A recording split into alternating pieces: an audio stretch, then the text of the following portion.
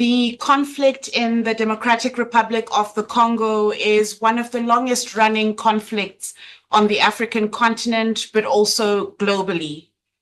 The quest to securing lasting peace, particularly in the Eastern DRC, requires a balancing national and regional geopolitical interests.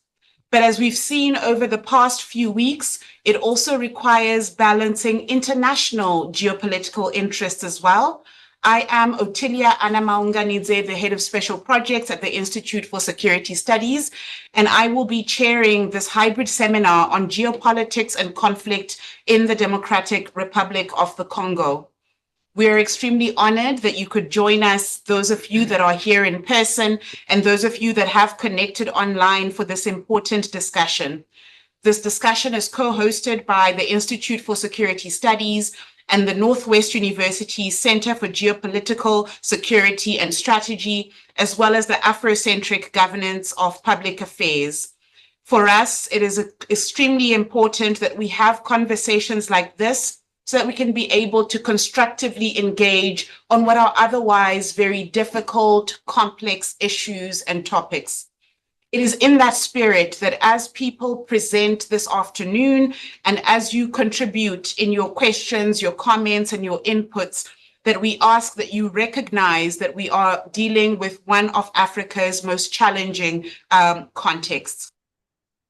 I welcome for the opening remarks, Professor Dumi Moyo, the Executive Dean of the Faculty of Humanities at the Northwest University, who will deliver his opening remarks. He will be followed by Ms. Tonette Gritta, the Director of Operations and Human Resources at the Institute for Security Studies, who makes her opening remarks on behalf of our Executive Director, Dr. Fonte Akum, who would have wanted to be part of this session, but had to travel at the last minute to West Africa. Professor Dumi Moyo, we welcome you for your opening remarks. Thank you.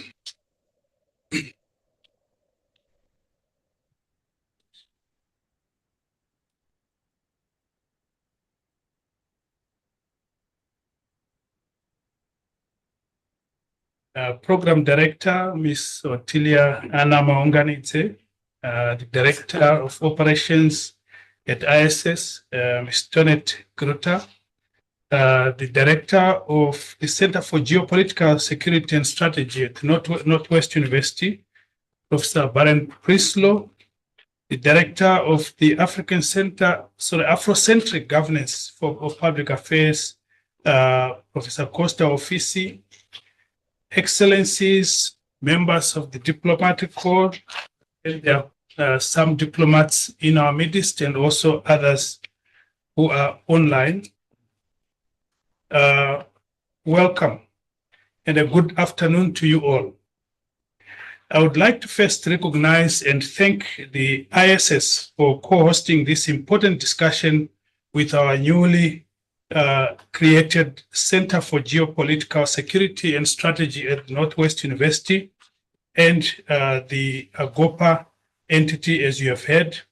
This is the maiden public engagement for our new center, and the choice of a co-hosting partner couldn't have been more apt given the track record of the ISS in insightful and cutting-edge research on geopolitical dynamics and the continent and on the continent and beyond.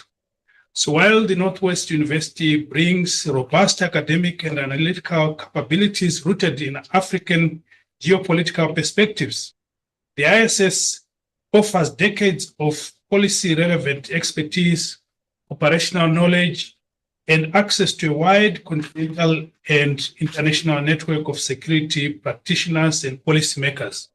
So together, the two institutions offer a comprehensive platform for meaningful engagement on one of the most consequential geopolitical developments on the continent. I should mention the close support that has been taking place between our two entities at the Northwest University, represented by Professors Costa Ofisi and Professor Prislow. And I want to thank them for the thought leadership and putting this this engagement together with their partners here at the ISS. Let me also take this opportunity to welcome and recognize our esteemed speakers this afternoon, Dr. Claude Kabemba, who is Director of Southern Africa Resource Watch, Dr. Michael Muga, a researcher here at ISS based in Nairobi, Brigadier General Peter Sereko, operational expert in the South African National Defence Force missions. Gentlemen, you are most welcome, and we very much look forward to your inputs this afternoon. Ladies and gentlemen, this engagement today couldn't be more timely. The DRC, as we know, stands at the center of a rapidly evolving geopolitical landscape where armed conflict, resource governance, and strategic international alignments intersect with regional and global security imperatives. The resurgence of the M23 rebel group and subsequent regional military intervention have not only intensified tensions between the DRC and Rwanda, but have also drawn in regional bodies such as SADC and the East African Community, and global actors such as the European Union and the United States. These developments underscore the urgent need for informed dialogue on the security implications for the Great Lakes region and broader African stability. The conflict in the Congo poses a lot of questions. So if the situation in the Congo fulfills what Dallos and Chabal's characterization of disorder as political instrument, who then is creating and instrumentalizing this disorder? In other words, who are the actors? What are their interests? Why has Africa, and especially the SADC, failed to establish lasting peace in the Congo despite repeated intervention? We are meeting today in the backdrop of yet another failed SADC attempt. Indeed, we are hearing about a peace deal between the Rwandan-backed M23 rebels and the Kinshasa government. But what does this entail? Most importantly, will it hold? Only a day ago, we had news that the rebels continue to seize more territory in the east, even amidst these talks. A public engagement on these critical questions is not only appropriate, but necessary. It provides an inclusive space for academic, diplomatic, civil society, and policy stakeholders to unpack the geopolitical dynamics shaping the DRC, assess their implications for regional stability and governance, and critically reflect on Africa's role within a shifting global political power structures. The enthusiastic response, which is reflected in the more than 200 registrations for in-person and online participation for this engagement, demonstrates, ladies and gentlemen, the relevance and urgency of this conversation. It affirms the value of diverse and expanded intellectual collaboration efforts in convening high-level evidence-based discourse that can inform strategic thinking, institutional reform, and policy innovation both within the SADC region and globally. And I believe this is the start of more such engagements to come. Finally, ladies and gentlemen, I would like to wish you an intellectually stimulating and fruitful engagement this afternoon. Thank you very much. Thank you very much, Prof. Moyo, for those opening remarks. I now invite Ms. Tonette Greta, the Director of Operations and Human Resources here at the ISS, for her opening remarks. Thank you, Chair, and thank you, Prof. Moyo, for opening this event for us today. On behalf of the ISS and on behalf of the ISS Executive Director, I welcome you, colleagues in the room, online, We apologize for the delay online while we were sorting out logistics. We thank those in the room for taking the time to be here today, especially those who came afar from crossing provincial lines. And as I understand from Prof. Prince, dodging severe potholes. We welcome you. We're glad you made it safely.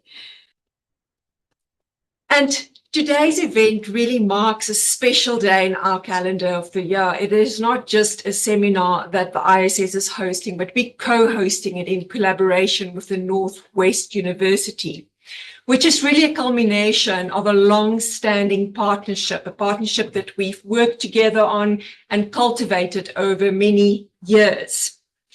And we are especially grateful that this partnership has most notably led to the development of the postgraduate diploma in geopolitics, a flagship program at the Northwestern University that will equip law enforcement professionals and practitioners with tools to navigate today's complex security landscape.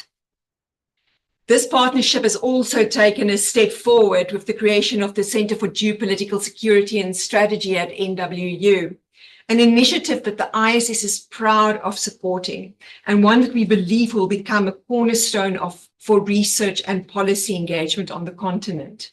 And therefore, I would like to particularly thank, on behalf of the ISS, the colleagues from NWU here today, Professor Moyo, Professor Prinsloo, and Professor Hofisi. Thank you for the support and collaboration that you've shown to the ISS in developing this partnership. With the ISS as a policy research institution that has for over 30 years remained committed to advancing human security in Africa through research, capacity building, and technical support. And our mission to build knowledge and skills to support sustainable peace and development cannot be better enhanced through collaboration with the academic sector. And the situation in the DRC that brings us here today, that calls for our urgent attention, holds particular weight as institutions like us work together to analyze, research, understand, interpret, and contribute to meaningful understandings and solutions to complex problems. My thanks also go to our colleagues from our Enhancing Africa's Response to Transnational Organized Crime, for short, our ENACT program, for their dedication in bringing this event together today and for cultivating this collaboration with NWU. Lastly, we cannot as a think tank operate and survive without the support of our donors, and we would like to thank our donors, especially the European Union, for their funding of the ENACT program, as well as our partnership forum members, the Hans Seidel Foundation, the Open Society Foundations, and the governments of Denmark, Ireland, the Netherlands, Norway, and Sweden, all valued members of the ISS Partnership Forum, without whom the ISS will not be able to do their work. And with that, I would like to hand back to the chair, Tilia Mangwanitse, and I leave you in her capable hands for the rest of the afternoon for a fruitful discussion. Thank you. Thank you very much for those welcoming remarks. Colleagues, today we will have 3 presentations.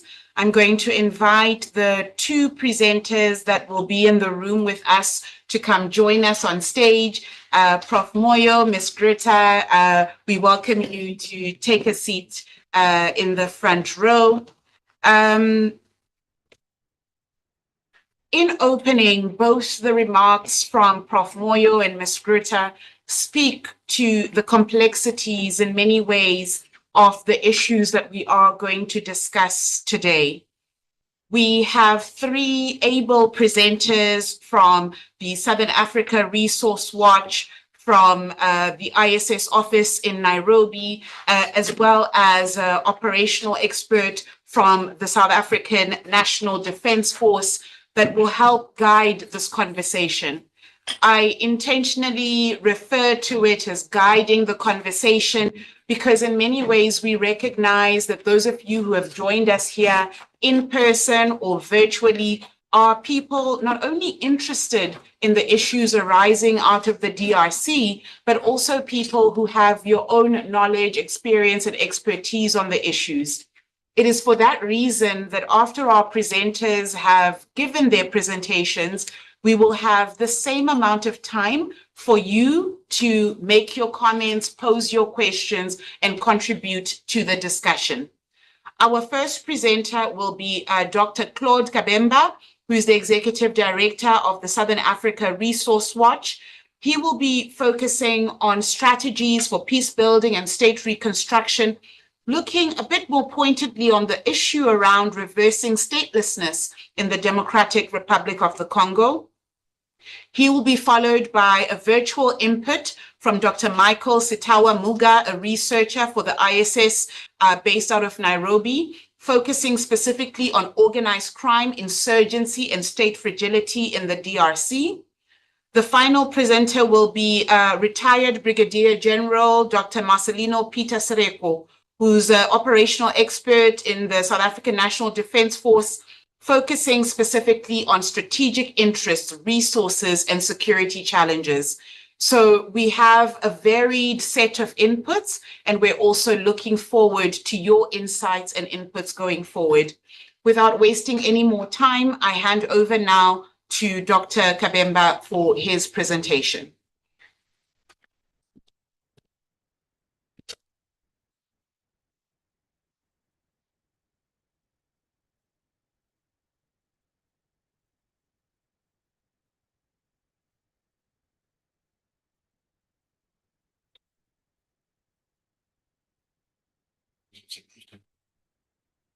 If you can reverse the view, please.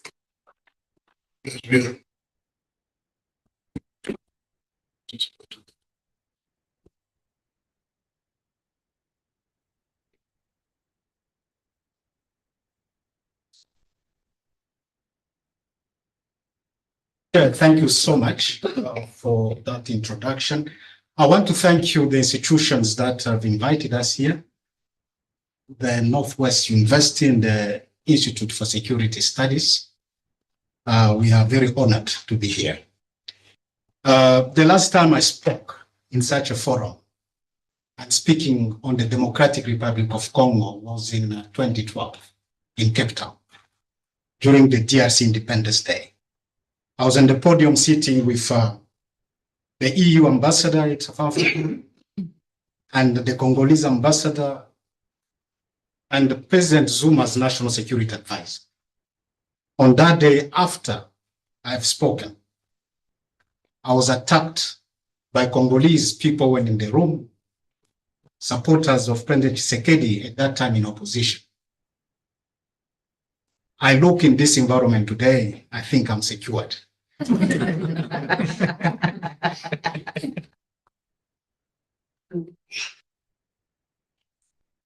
My co-panelists disappeared.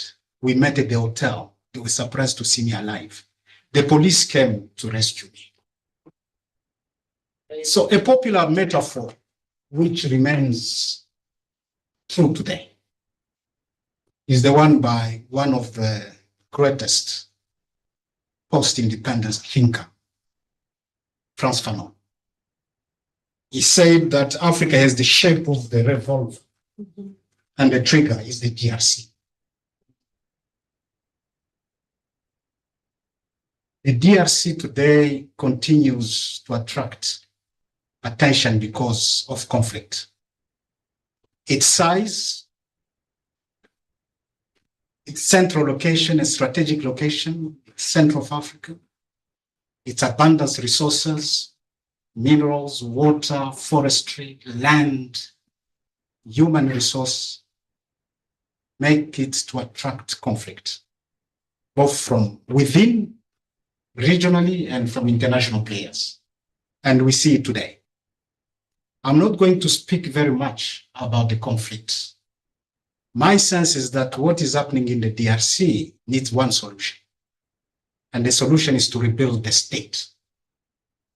Without a capable, strong, sustainable, a state that can work to protect its borders, to protect the resources, to protect people, this conflict will continue. Because when you don't protect your resources, somebody from outside or internal will take control of those resources. So there is no magic to solution to the Congo. And if you are going to take one point from my presentation today, is that the DRC does not need a mineral for security deal or does not need Eric Prince. The DRC needs state, needs peace, and needs democracy. So this is the Congo, a big country in central of Africa with a population of over 100 million people. We expect that in 2050, there will be 250 million people in the Congo. 250 distinct ethnic groups. You need to manage them. So those are deep tradition, ethnic conflict, religions. The biggest problem is that you've got a spare population in remote regions, which makes it very difficult to provide services to the people. Then these are the resources. Water, the DRC has got 32% of Africa's safest water, 23% of water resources, and we think that the next war around the DRC will be around water. So we still need to pay attention to that. Already we've seen movement of people from across the continent, from Chad, from East Africa into the DRC.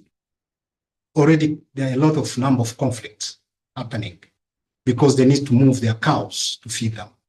And the DRC is attracting all of them. Forestry, second biggest forest in the world, biggest in Africa. Today, the DRC is the solution to climate change. As we move from a fossil fuel economy to renewable energy economy, the DRC will play a bigger role with its forestry peatland that can capture CO2 emissions. The world wants the DRC to protect that forest, but the DRC is saying, how much are you willing to pay us for our forest? That forest feeds people, both in terms of food, medicine, and many other things. Arab land. The DRC has 180 million hectares of Arab land. It can feed the entire continent. It rains 12 months in the DRC. The DRC sits on the equator. When it's raining for 6 months in the south, it's dry in the north. When it's raining in the north. So the rivers are always full. Today, Zambia and Zimbabwe wants to capture the water from the Congo River to support their rivers, which are getting dry. So, big problem. I know President Mbeki also wanted to import water from the DRC at some stage.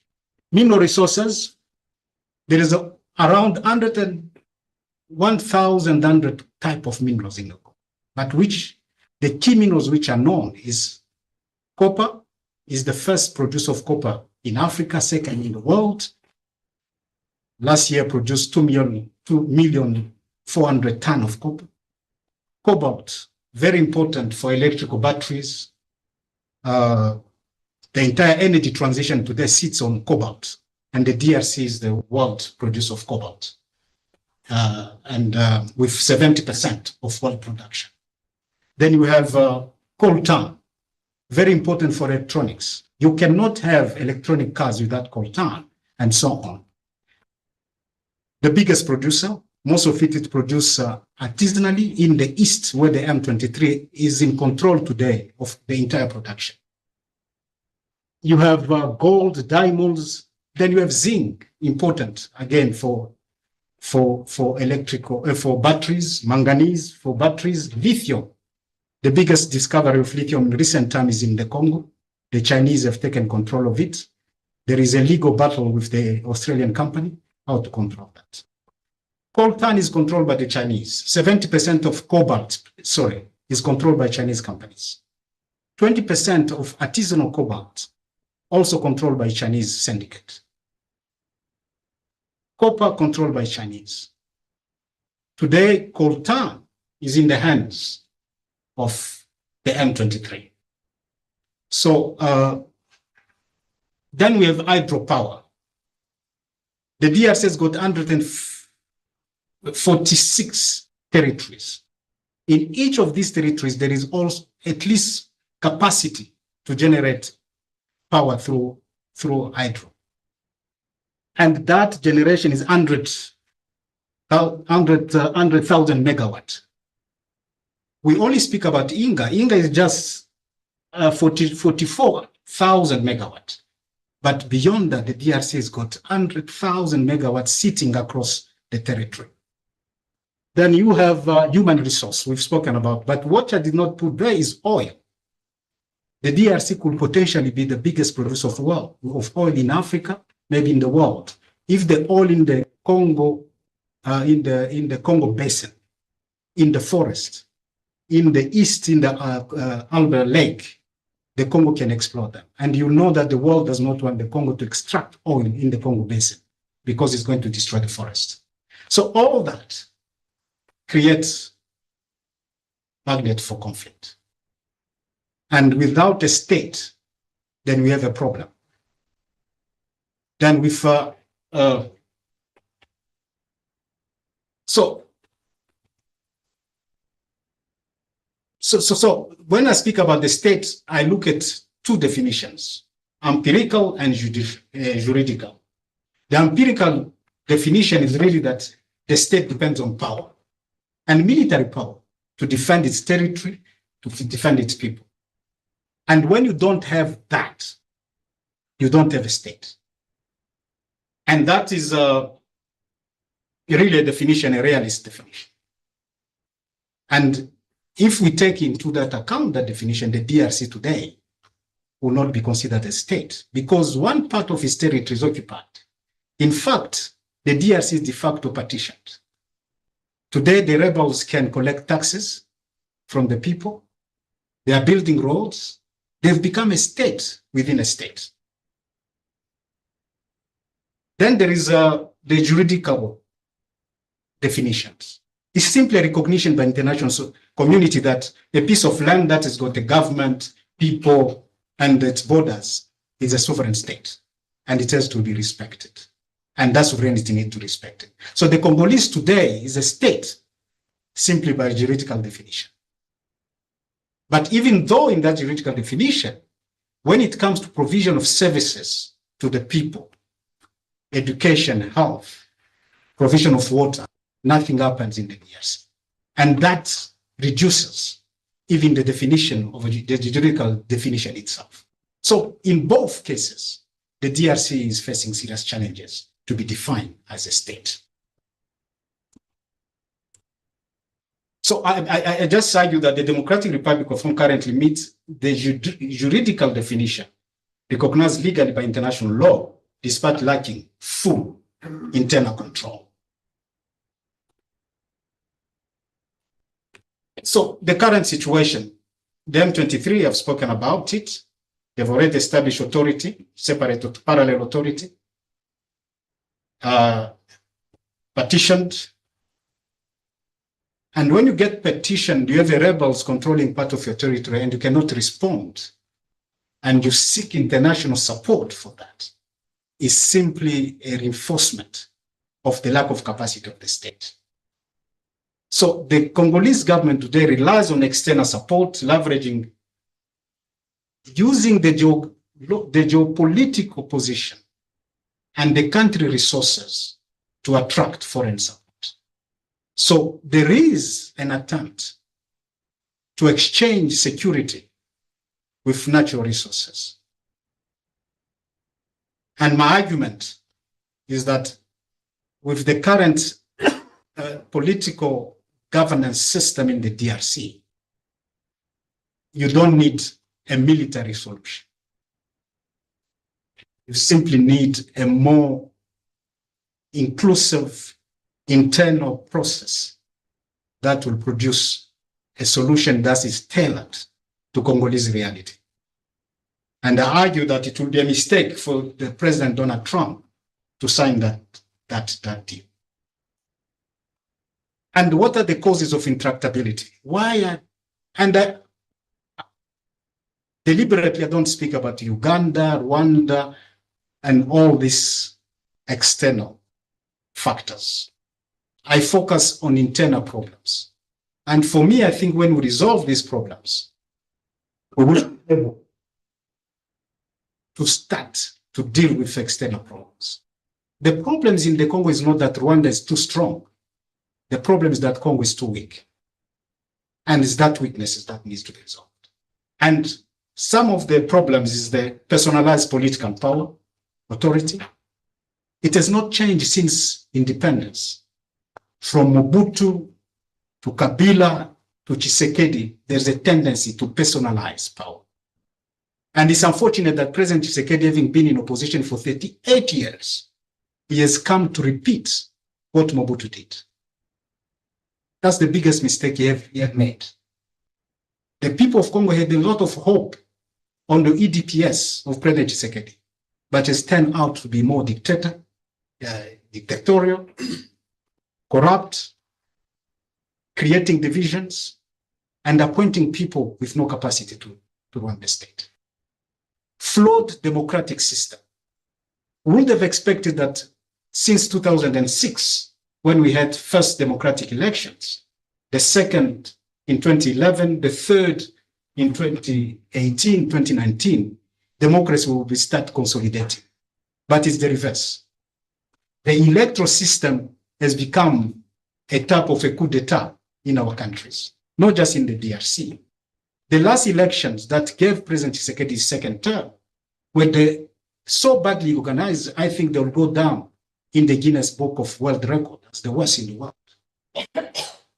Under developed apparatus of power, the institution of the state. You look all of them. The military state itself, the Congo, the problem is that not have a military force.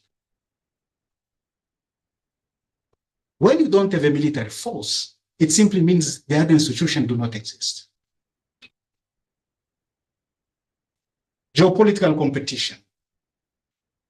Its location, its minerals, and so on, brings all this interest in the Congo. It's not just, my sense is that Congo is surrounded by 9 countries. My sense is that there is no country in Africa that would want to see a powerful Congo.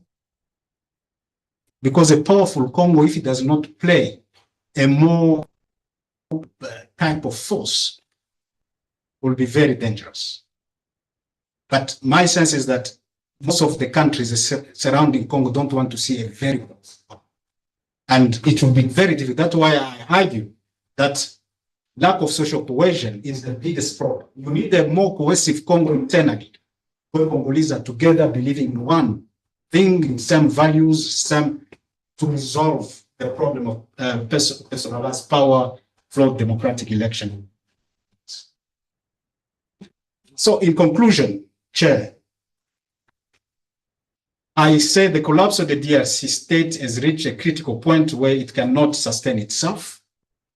Lasting peace is impossible without rebuilding a functional state. The ongoing conflict reflects deep statelessness, not just war. So if you start to resolve war without looking at how to rebuild the state, then you are investing in a vacuum. The DRC needs democracy, peace, and institutions, not foreign-backed mineral for security deals or private military intervention. Some recommendation, Chair, to close. I give 7 recommendations, but they can be on its own in the sense of a big presentation. Rebuild the state as a function, as a foundation for peace, not the other way around. Launch a new national dialogue to define the structure of the state, electoral reforms, and leadership values and principles. External actors, including the US, the UN, must support, not impose, solution, respecting Congolese ownership of the process. The UN should oversee elections. It can be another institutions. really the problem of election in the DRC is problematic. And manage mineral revenue collection. There's too much money in the Congo. Congo is not poor. But that money just disappears.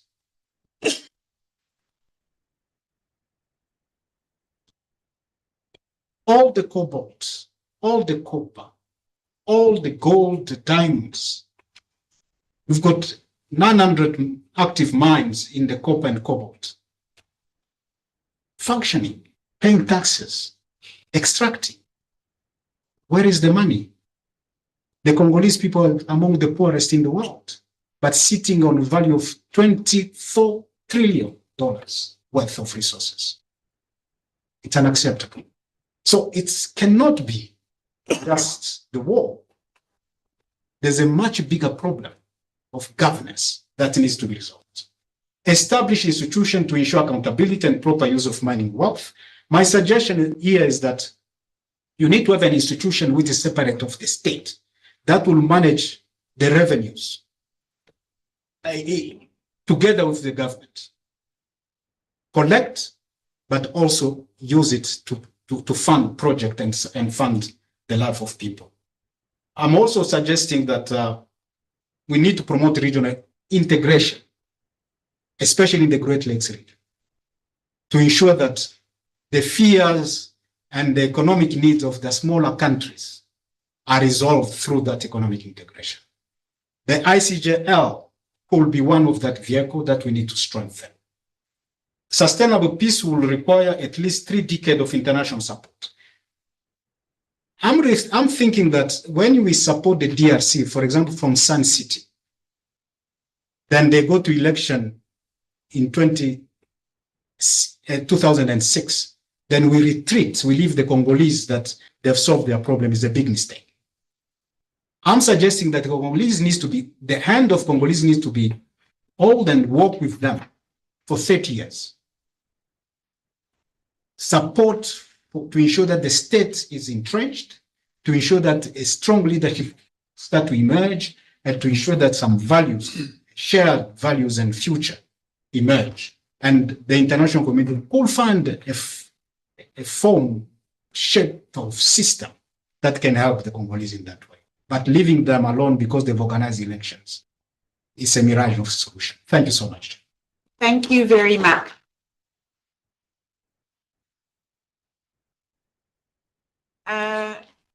Prof. Kabemba, you ended with a reminder, almost a refrain, that we often have here at the Institute, which is that elections alone do not make democracy, that they may be part of the basket that we need to be able to move towards that, but we shouldn't see them as a silver bullet. And you reminded colleagues of the contours of the Democratic Republic of the Congo, not only geographic in terms of the mineral resources, the water, the people, but also politically. And that we need to, at the very least in this conversation that we are having, need to also be talking about state building, that we cannot have states within the state, but that there should be one central authority supported in your presentation by the international community, and international starts in the region. So it starts on Africa before it goes global to the UN, and that it cannot just be about the war, but fundamentally that it is an issue of governance.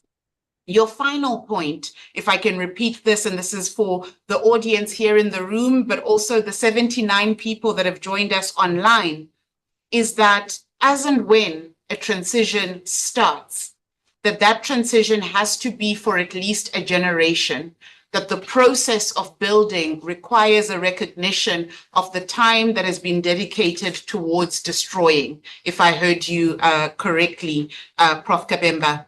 There were also a number of points that I'm sure the audience will want to interrogate you on, but also want to contribute, and we will have a moment after all the presentations for that.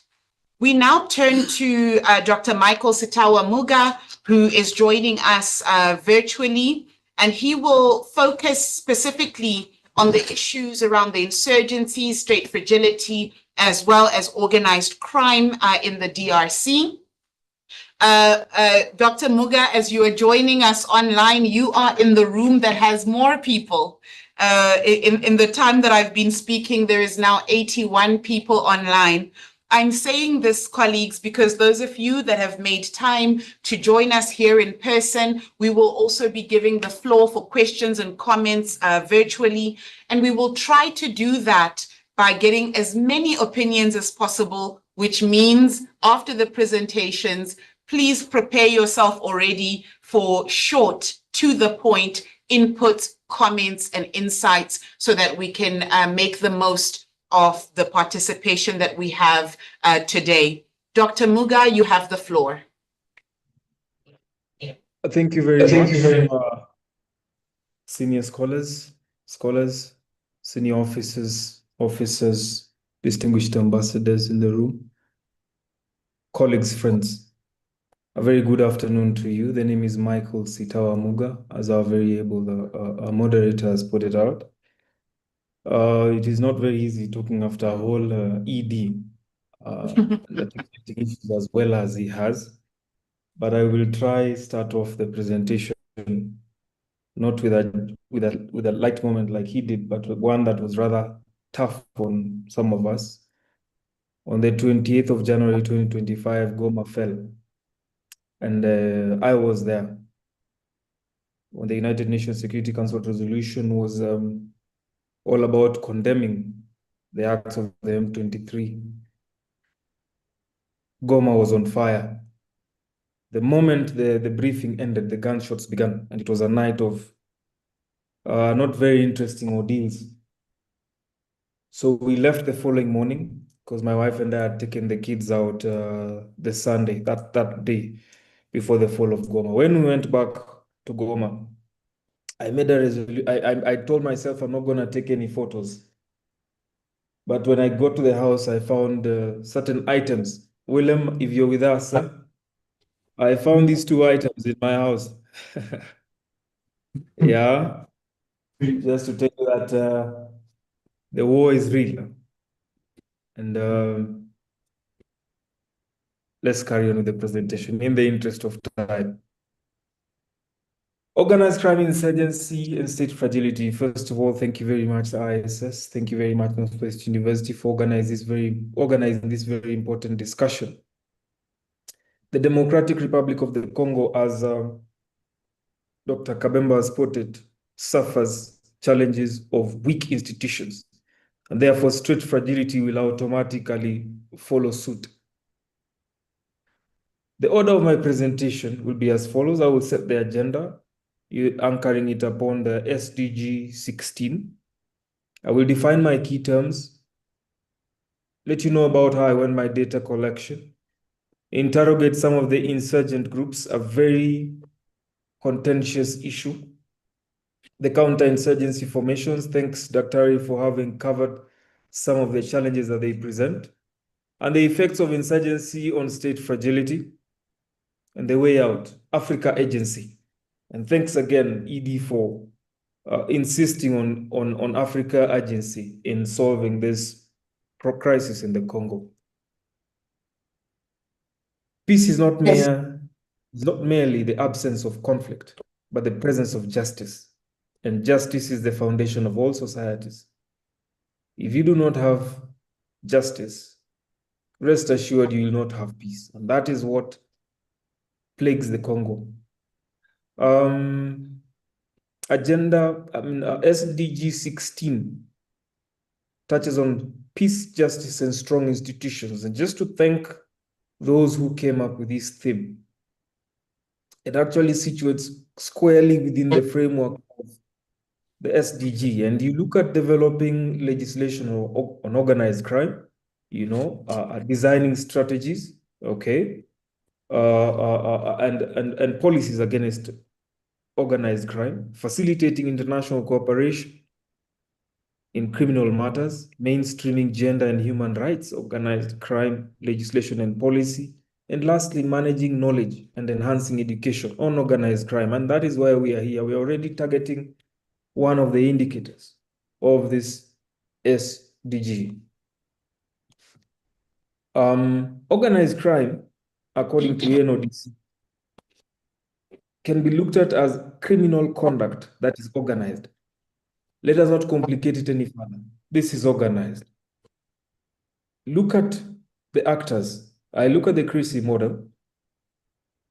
It brings out government. It brings out illegal markets. It highlights organized crime. It highlights society and brings out the manner in which these dynamics do relate. Insurgency, we are looking at armed rebellion and political resistance. Here we see the use of guerrilla tactics by non-state actors against an established authority. Okay, so an authority faces a certain threat. It could be armed, it could be political. And the aim is to unseat the authority. What are the modalities? What are the anchors of these insurgencies? First is a political or ideological motivation. Okay.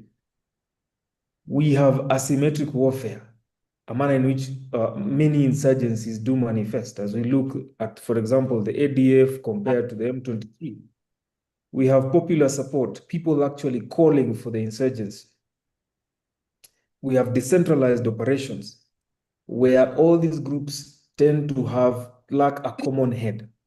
Functions are decentralized. And lastly, the use of propaganda.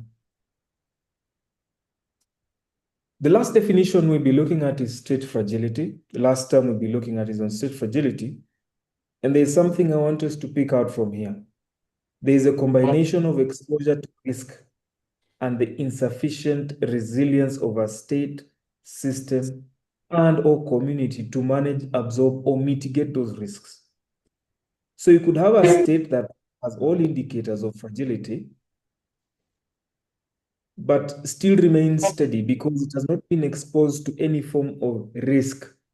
But the moment the risks manifest, then you do have a problem.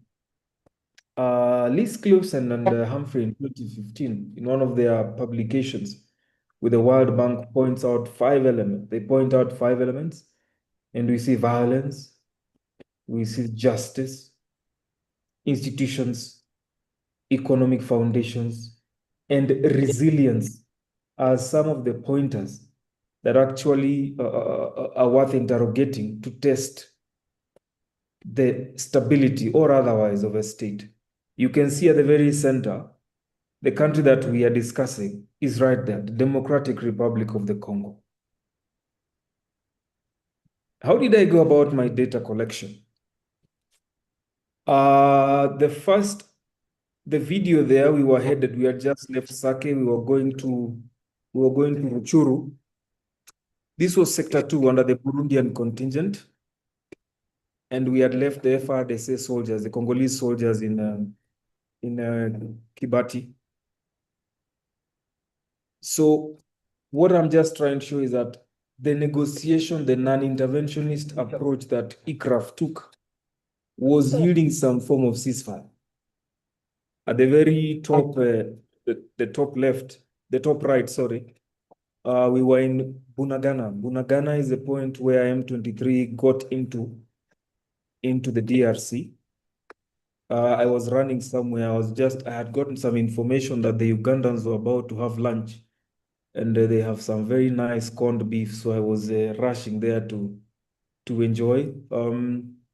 The bottom photo there, the bottom left, the right photo, we had stopped at Kichanga, just having a brief. As you can see, the special forces were, well, okay, the place was peaceful, the locals were just observing us, and so on and so forth. What I would like to bring out of this is that there was some semblance of order, confirmed by several other reports.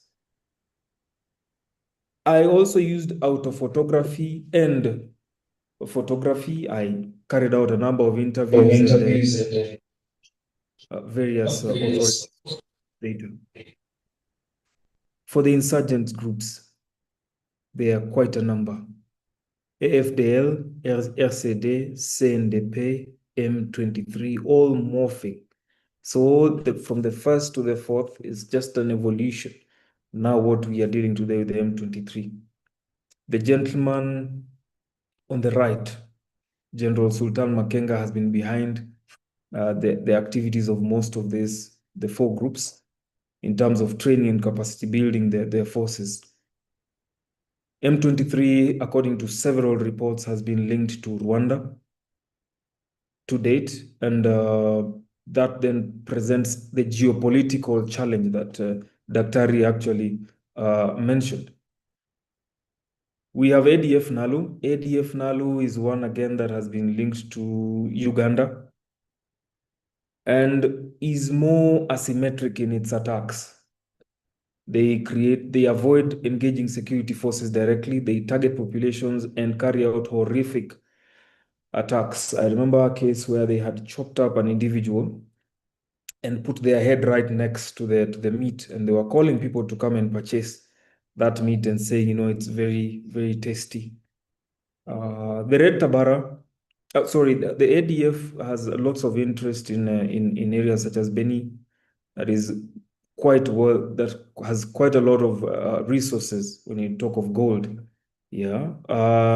We have the Red Tabara. Red Tabara was previously linked to Burundi, but according to some interviews, it was actually realized that Red Tabara is linked again to Rwanda and was set up to try and, you know, offset relations between Kinshasa and Bujumbura.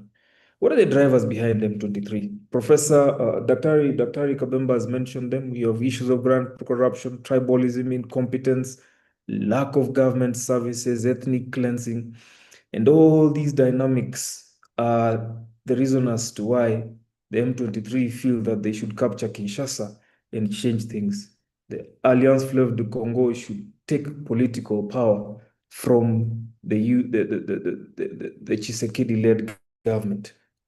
Counterinsurgency formations, we have MONUC, now MONUSCO. We have the East Africa Community Regional Force that is comprised of Kenya, Uganda, Burundi, and South Sudan. We have the SAMI DRC, comprising South Africa, Tanzania, and Malawi. We have the Wazalendo. These are they refer to as the patriots, yeah? Citizens who have taken up arms to fight the insurgency formations. We do have bilateral arrangements where Uganda and Burundi actually do go after the ADF and Red Tabara respectively. We have foreign actors, Ajemira and Associata Ralph. These ones, their future is not really well known after the fall of Goma, because we saw Ajemira being ushered out through Kigali. Then you have auto defense groups in their hundreds.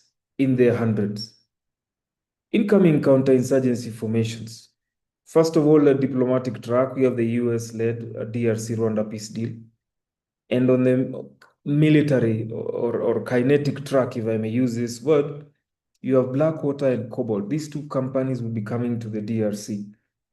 Discussions that we've had with some of my colleagues who I believe are online are concerns with US interventions. One, there's a disregard for global institutions and norms that would hurt international peace and security efforts.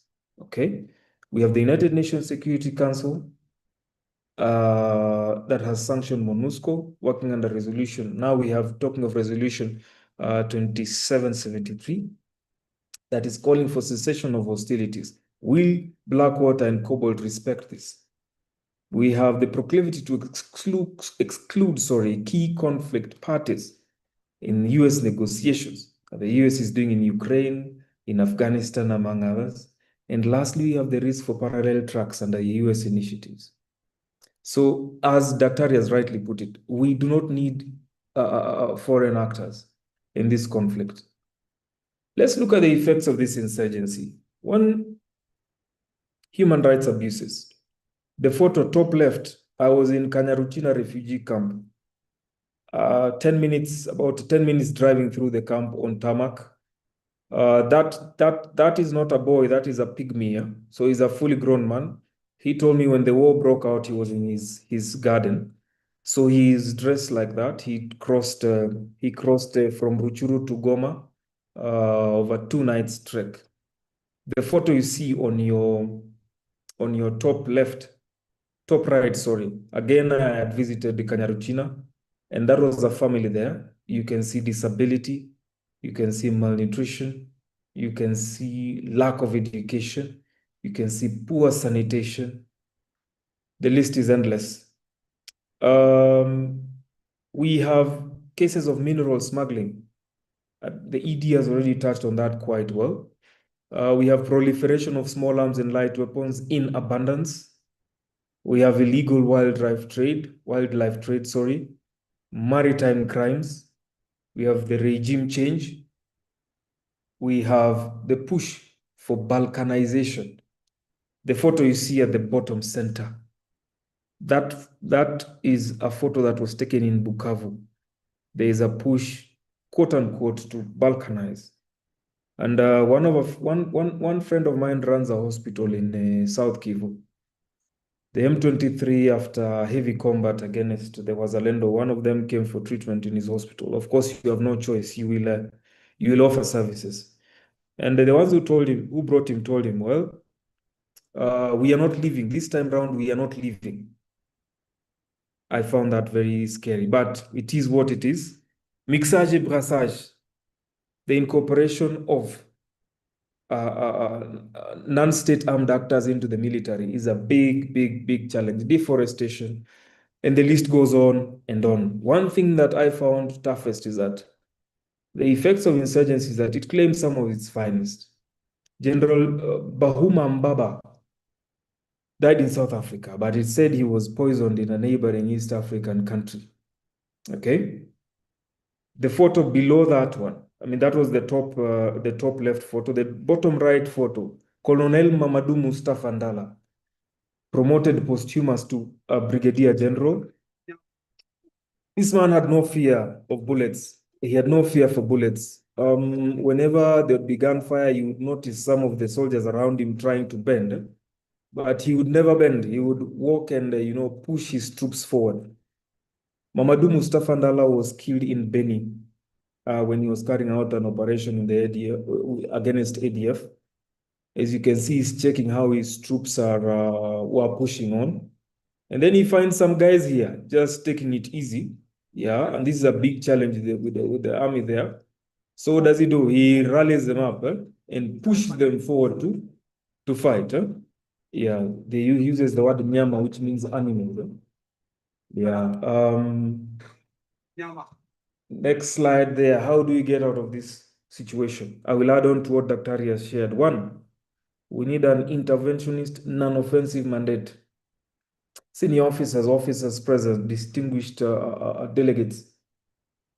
We are not going to fight our way out of this mess. We shall have to discuss. The photo you see on your right, that was one Lieutenant Colonel Obiero, a good friend of mine, who took a photo with Willy Ngoma after the easing of tensions when ICRAF had managed to talk to M23 to leave Kibumba.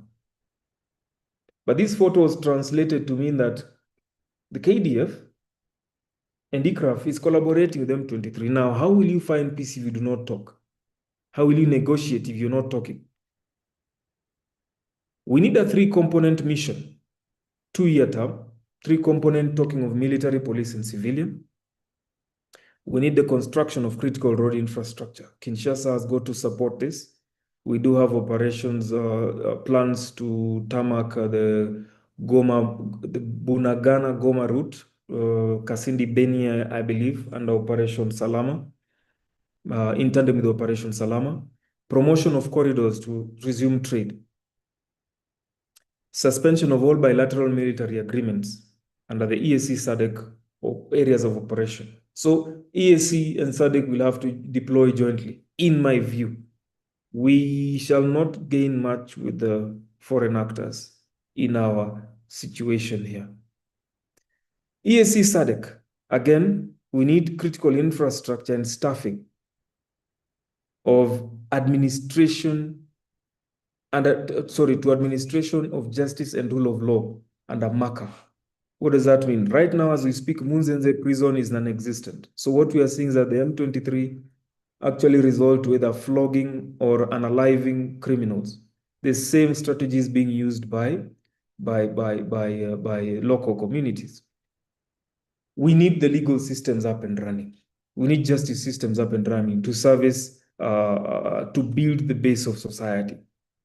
The resumption of, for example, the Kenya Military Assistance Training Program. This program was being done in Kisangani to train and professionalize the FARDC alongside security sector reform to include soldier welfare and discipline. Allow me just make reference to the two photos there.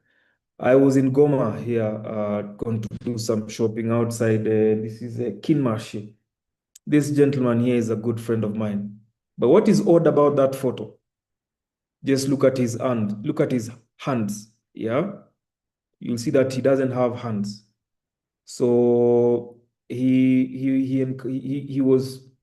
They were ambushed. He and his colleagues were ambushed when they were carrying out an operation against ADF, and he was among the few who survived. So they chopped off his hands and told him now he will never pull a trigger. He is actually a beggar outside Kinmarshi. The photo you see on your left, if you notice the cigarette there he's holding is bigger than usual. So your guess is as good as mine on what it is. He's holding alcohol and he has serious dance move. Just look at that, and there he goes. That's the one. This habit, ladies and gentlemen, is not with the M23. The M23 is a fighting force that is highly disciplined, highly organized.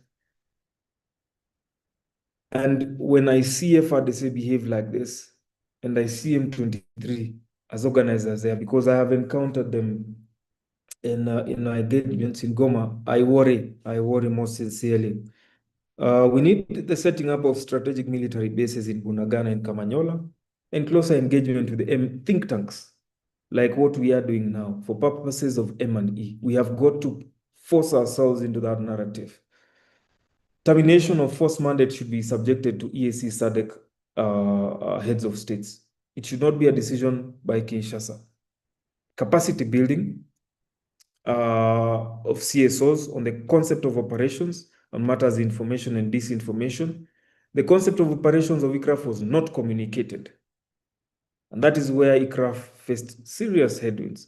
Community leadership on matters of coexistence and tolerance. The Congolese Tutsi and the Banyamulenge, the Congolese Tutsi in areas of Ruchuru, that's North Kivu, the Banyamulenge, South Kivu area, do face some challenges, and it's important that they be, accommodated.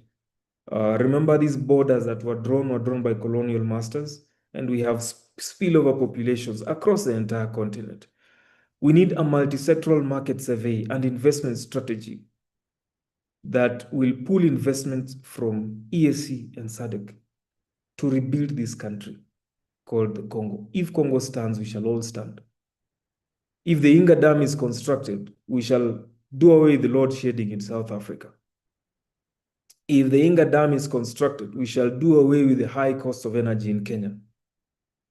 If Congo stands, it means that Ethiopia can charm the DRC to channel some of the waters, some of its Congo River waters into the Nile and tame the conflict that the tensions that we are seeing between between Ethiopia and Egypt. Congo needs to have some form of reconciliation. The quote there was picked, and you see that there is a lot of hostility between the people of Eastern DRC and Western DRC. And one MP here says that nothing good can come from Kinshasa, because by 8 o'clock 30% of them are drunk. By 8 o'clock, another 30% are discussing Feregola and Fally Ipupa. Those are musicians. 20% are singing and dancing to politicians. 10% are in hotels looking for looking for men, and 10% are in the roads. Are on the roads, with machetes. This is from Kinshasa. This is from South Kivu. In Kinshasa, while the East was facing challenges, we had a minister, attending concerts, dishing out money. Yet we have a military earning $80 a day, $80 a month. But these fellows are giving out money. This specifically did not go down well with many of the Easterners. At the very bottom, the Waswahili were actually targeted and branded as sympathizers of Kigali and by extension the M23. So there were certain attacks targeting the Swahili population. The last, as I finish, we need to control this Wazalendo factor. I am very worried about it. Why? Because the day before yesterday, I believe there was a fight in Kiliba between Wazalendo who were claiming control, administrative control of a territory. Then you ask, where is the government? The clip there you see, I think these are the Bembe, the Bembe or the Fuliru, who are carrying out a ritual to secure their territories against M23 advancement. Now tell me, if you have a professional military that is discussing issues military doctrine, and in tandem you have such individuals, doing this, you will face a challenge, you will face a challenge, because what doctrine do they prescribe to? People absolutely not carrying out their rituals. I have no offense. I have nothing against their rituals, but, well, that is where they are. The clip next. Thank you. Thank you, Dr. Muga. All right, so I'll end it there. Yes, I apologize to cut you. I know you were wrapping up. But yes, thank you so much. I think there's also already in the chat colleagues requesting copies of your presentation, extremely useful and comprehensive. I think in particular the demonstration of your ability both in the field to be able not only to assess the situation from afar, as it were, but also to be to engage directly within the space. There was a comment already by Alain Soter Mvondongambinda, who says another cause of the ongoing conflict in the DRC is the interference of major Western powers and neighboring states in the murky game of conquering the country's resources. This is an issue raised earlier by Dr. Kabemba as well, and I'm sure one that will come up in the questions, comments, and answers later on. Without wasting any more time, I would like to hand over then to Brigadier General Sireko for your input on the strategic interests, resources, and strategic security challenges as well. After his presentation, colleagues, you can, for those of you that are joining us online, you can follow the example of Alain, of Pakamani, and other colleagues who have already started to put their questions and comments into the chat. For those of you that are in the room, I will look to you to raise your hand so that when the discussion starts, we can already get into more deliberations as we go. Brigadier General, are you ready to share your presentation? I'm ready and reported, ma'am. Thank you very much.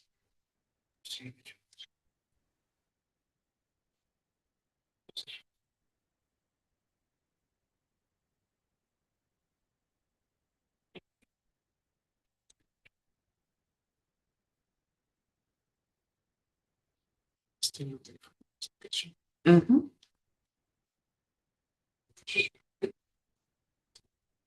Yeah.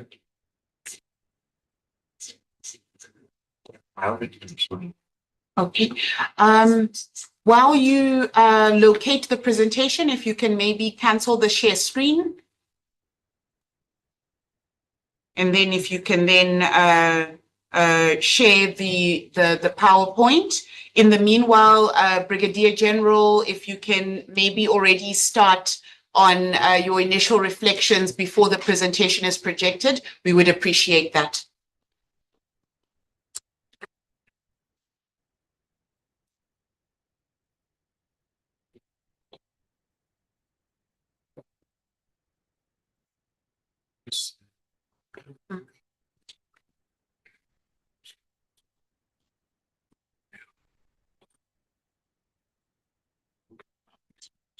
Perfect. Thank you so much. And then just to present.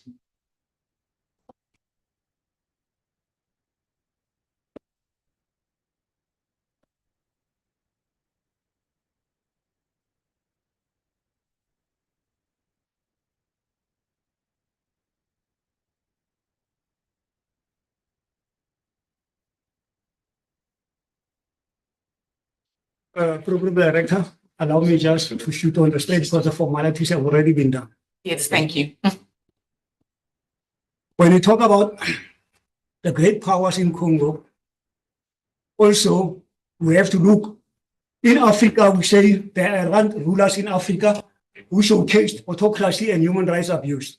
And because of these issues, you find the citizens of the country cannot participate freely and fairly within the institutions which are existing. And we have seen also this during the Arab Spring. Morocco was one of the classical examples where the people could not participate because of the rulers who are very autocratic.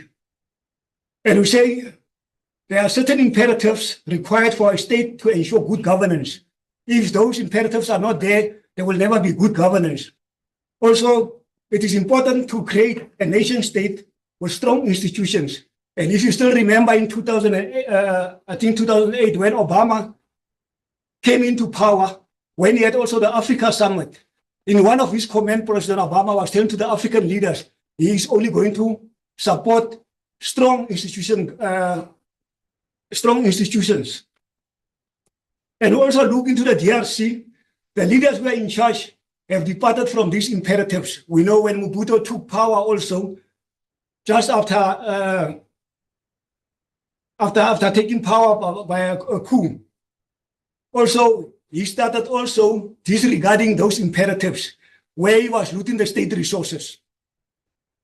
We say also, since the DRC also lacked a stable leadership, because a country was not stable leadership, will never able to reach its own objectives. We have seen also when Lumumba was removed after looking into the East policy, Mobutu also came in to take over power. And also we lack also that leadership. We saw also the instability which have also affected the governance of the DRC. We said numerous human rights pledges by current administration, but no progress. All the leaders, they come in, they pledge what they're gonna do, but they don't keep the momentum. We also said the restoring of peace in the eastern to a priority. When Tshisekedi came in, he saw peace and stability as one of his priorities. But unfortunately, that did not materialize. That's why we see currently what is happening in the Congo. We see that the country faces worsening armed conflict and humanitarian crisis. Remember, when there is conflict, people are getting displaced. You find a person, the house is just here, 3 meters, he cannot even reach his house because of this conflict. You can see the bad consequence of conflict. We say the current administration strategy is a military response, but the military cannot solve all the problems.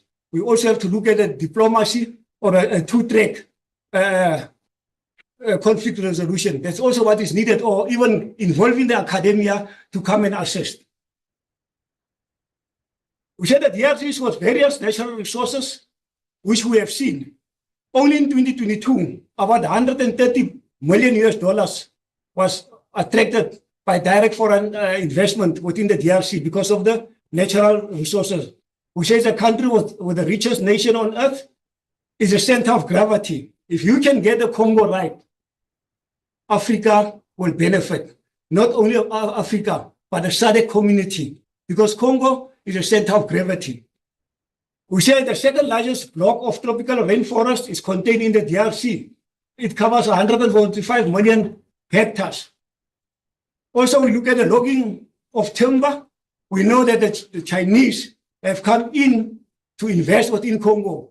And they are also logging down there because they have to export this also to their country. Remember also China has got a population of 1.4 billion. So they need also to look after their own citizens, and also for business also to project themselves also economically within Africa and globally. We say that they are also the top global producer of cobalt. We have seen also Tanker Fungurume is one of the cobalt company, which was also sold. It changed hands from a Canadian to the Chinese, which have also bought this company. And it's producing about 3.3 million tons of copper. We say, in spite of all these minerals and natural resources, the country can show that there's little to show because the people, they are not benefiting, only the elite. And we say ordinary Congolese have little to show of this great mineral wealth. And the leadership has failed to tap into these resources for the good of the country. We say fragile in post-colonial state that needs huge reconstruction. Congo needs huge reconstruction. That's why the Chinese are there to invest. We see also the Belt Road Initiative, which they've undertaken. When you look into the political ties between China and the DRC, it stays back over a century. We have seen also China recognize a country by that time when it was still known by as Zaire, during the time of Mobutu. And they have provided both development aid and monetary aid from 1998. We know John Kabila also was training in China. And we see also in 2007, there were bilateral ties strengthened and signing of Sino-Chinese mine agreement, where the Chinese, out of the 17 mines of coal, 15 belong to the Chinese companies. We said the agreement was also unprecedented, directly linked to countries' mining sector. Also, they finance also infrastructure. If you go to Kinshasa today, you will see a lot of infrastructure which will be financed by the Chinese company. If you go to Lubumbashi, just south of Lubumbashi, also you will see the investment of the Chinese companies also there. So when you look at several international actors, now Congo, even is there are different actors also within the Democratic of the Congo because all of them are competing for the same space of minerals. We look at the USA, France, Belgium, and China, knowing that Belgium is a former colonial master of the DRC. And we look at these factors either directly or through the multinationals in the DRC. When you look at the United States of America, they say 3 of the strategic natural resources are central to the conflict or the rivalry in there. If you also take during the Second World War, uranium was mined from the DRC. And that the uranium had to run a project, the Manhattan Project. And also the Germans also make use of the uranium to also have their atomic bomb. That's how rich you can see this contesting space has been expanding from years. Also, there are also mainly coltan copper and cobalt, which has already been spoken about. Also, after the dissolution of the USSR, the United States remained the only nation with assets that also they are using for their military power. We should also say at the present, its main rival is China. You see the competition between the two countries. And also the US strategic plan, the American view of the DRC is no longer based only on the Cold War concerns, but also diplomatic relations between the DRC and USA have experienced tensions because we find out that the leadership which comes into power, they start looking west to China. And this is also accepted by Americans. We said DRC accused the USA of interfering in their diplomatic affairs. And the population also demanded that Kabila must leave office. Remember, during the election, the population also has an uprising where they didn't want Kabila to stay longer in power. We say also the US no longer wanted Kabila to lead the country because Kabila started also looking at look east policy instead of west. But we see also between Felix Tshisekedi and Donald Trump currently, that's a bromance. It means that relationship again. You have seen also just now recently a week, the Trump administration went in to the Congo also to make sure that there is also stability between Rwanda and the DRC. We say the two states have established a privileged partnership for peace and prosperity. When you look at China on the other side, we say nowadays, China is a major player in the African politics and a remarkable power through the world. And this comes also since the time of Deng Xiaoping with his foreign policy based on principle of peaceful development. You know, China, even they come and invest of you, they do not worry about what happens in your country. For them, it's only about economical benefits. So they don't interfere within your domestic affairs. And this orientation was confirmed also during the time of Hu Jintao, who also left power about 2012 after Xi Jinping also took over. And we look at the China, they've got also their strategic objective is a consolidation and expansion of the Chinese interest. So the Chinese also, they are looking into the living space, which the Germans used to call it the Lebensraum. Also, they are looking also for that living space because of the economy. They are looking for also to look after their big population. They say it is impossible to talk about reconstruction in the DRC. You don't mention the name China. Also, you look at the road infrastructure. Chinese have injected about $3 billion US only within the infrastructure within the Democratic Republic of the Congo. You see also the road they have built from Beni to Bunia. We used to travel that road in 8 hours, but since that road is built, you can travel now in 2 hours. When you look at the South Africans also involvement down there, we say in 1994, there was a new dawn of democracy in South Africa. And when the new dawn came to the fore, globally, a lot of people starting them ask questions to say, now South Africa have received their democracy. Is South Africa going to have an outward-looking policy or inward? But after Mandela was sworn in, and we saw South Africa also start projecting its forces within the Democratic Republic of the Congo. So South Africa has started to have an outward-looking policy. And this also was welcomed by one of the special representatives, Namanga Ngogi, which took over the mission. It was the MONUC mission, which also started by that time, and which Lei Xixing just took over after him in 2002. We said the post-1994, they say they have projected extensively in multinational peacekeeping operation. We know also what Operation Bullias, where South Africa started also in the Lesotho.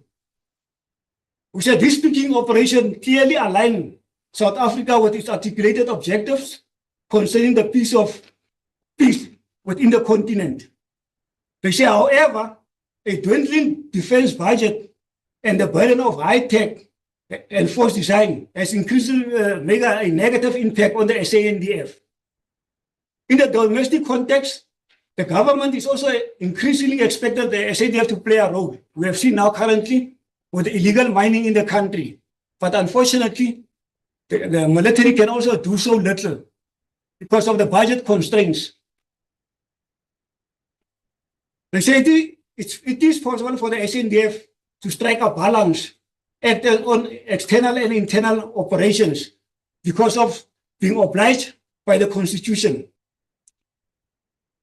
Also, there's a mismatch between the political masters, what the politicians want and what the SANDF can deliver. And the defense force can only deliver so much based on what the financial muscles also they have. For them to be able to be projected, it means the parliament will have to come with incentives to make sure that they give more money to the defense force to be able to do their obligation as mandated from the Constitution. We said the budgetary constraints is failing the SANDF to be projected as a foreign instrument policy, as an instrument of foreign policy.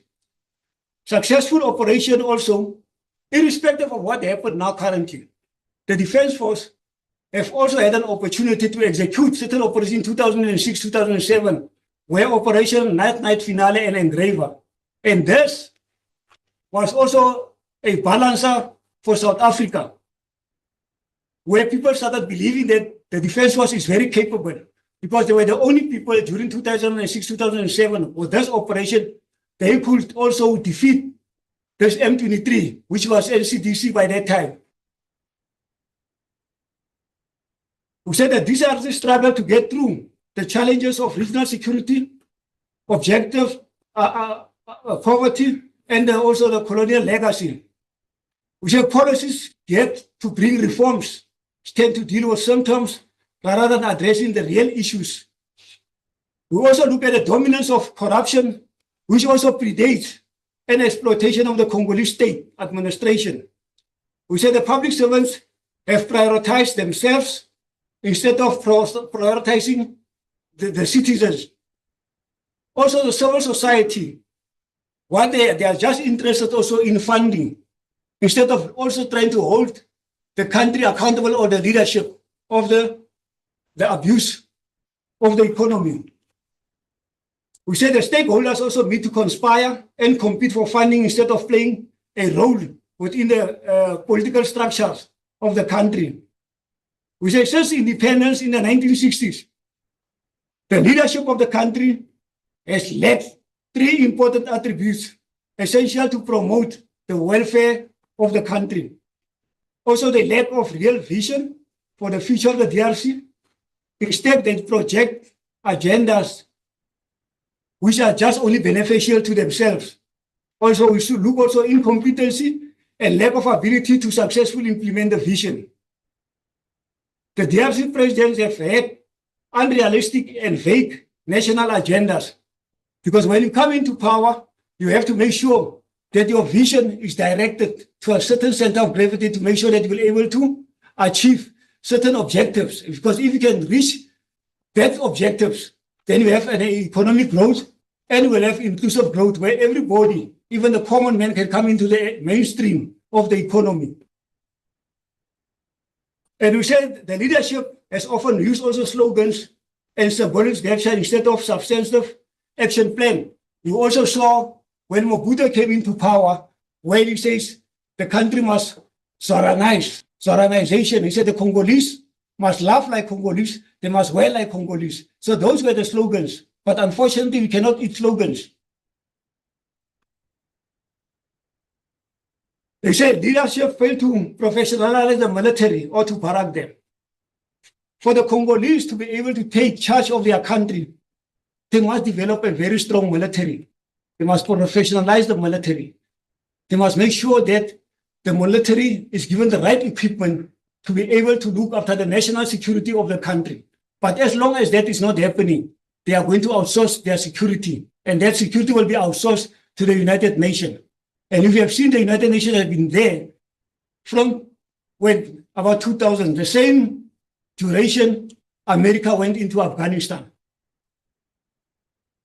So also you see that the fear of military takeover is also biting on modernization. The reason also they don't want to modernize the military, maybe also fear that military may take over. You see that the UN peacekeeping also has failed to achieve its objectives since its deployment. That mission has been so long, but conflict is still there. We say armed groups dominate the security space and security net providers in the absence of the government forces. We say also failure by the RSA to project the SNDF as an instrument of foreign policy will make sure that the DRC will also fail. The lack of SNDF modernization also is also one of the challenges. So if the budget is given, money is given to the defense force, they will be able also to modernize.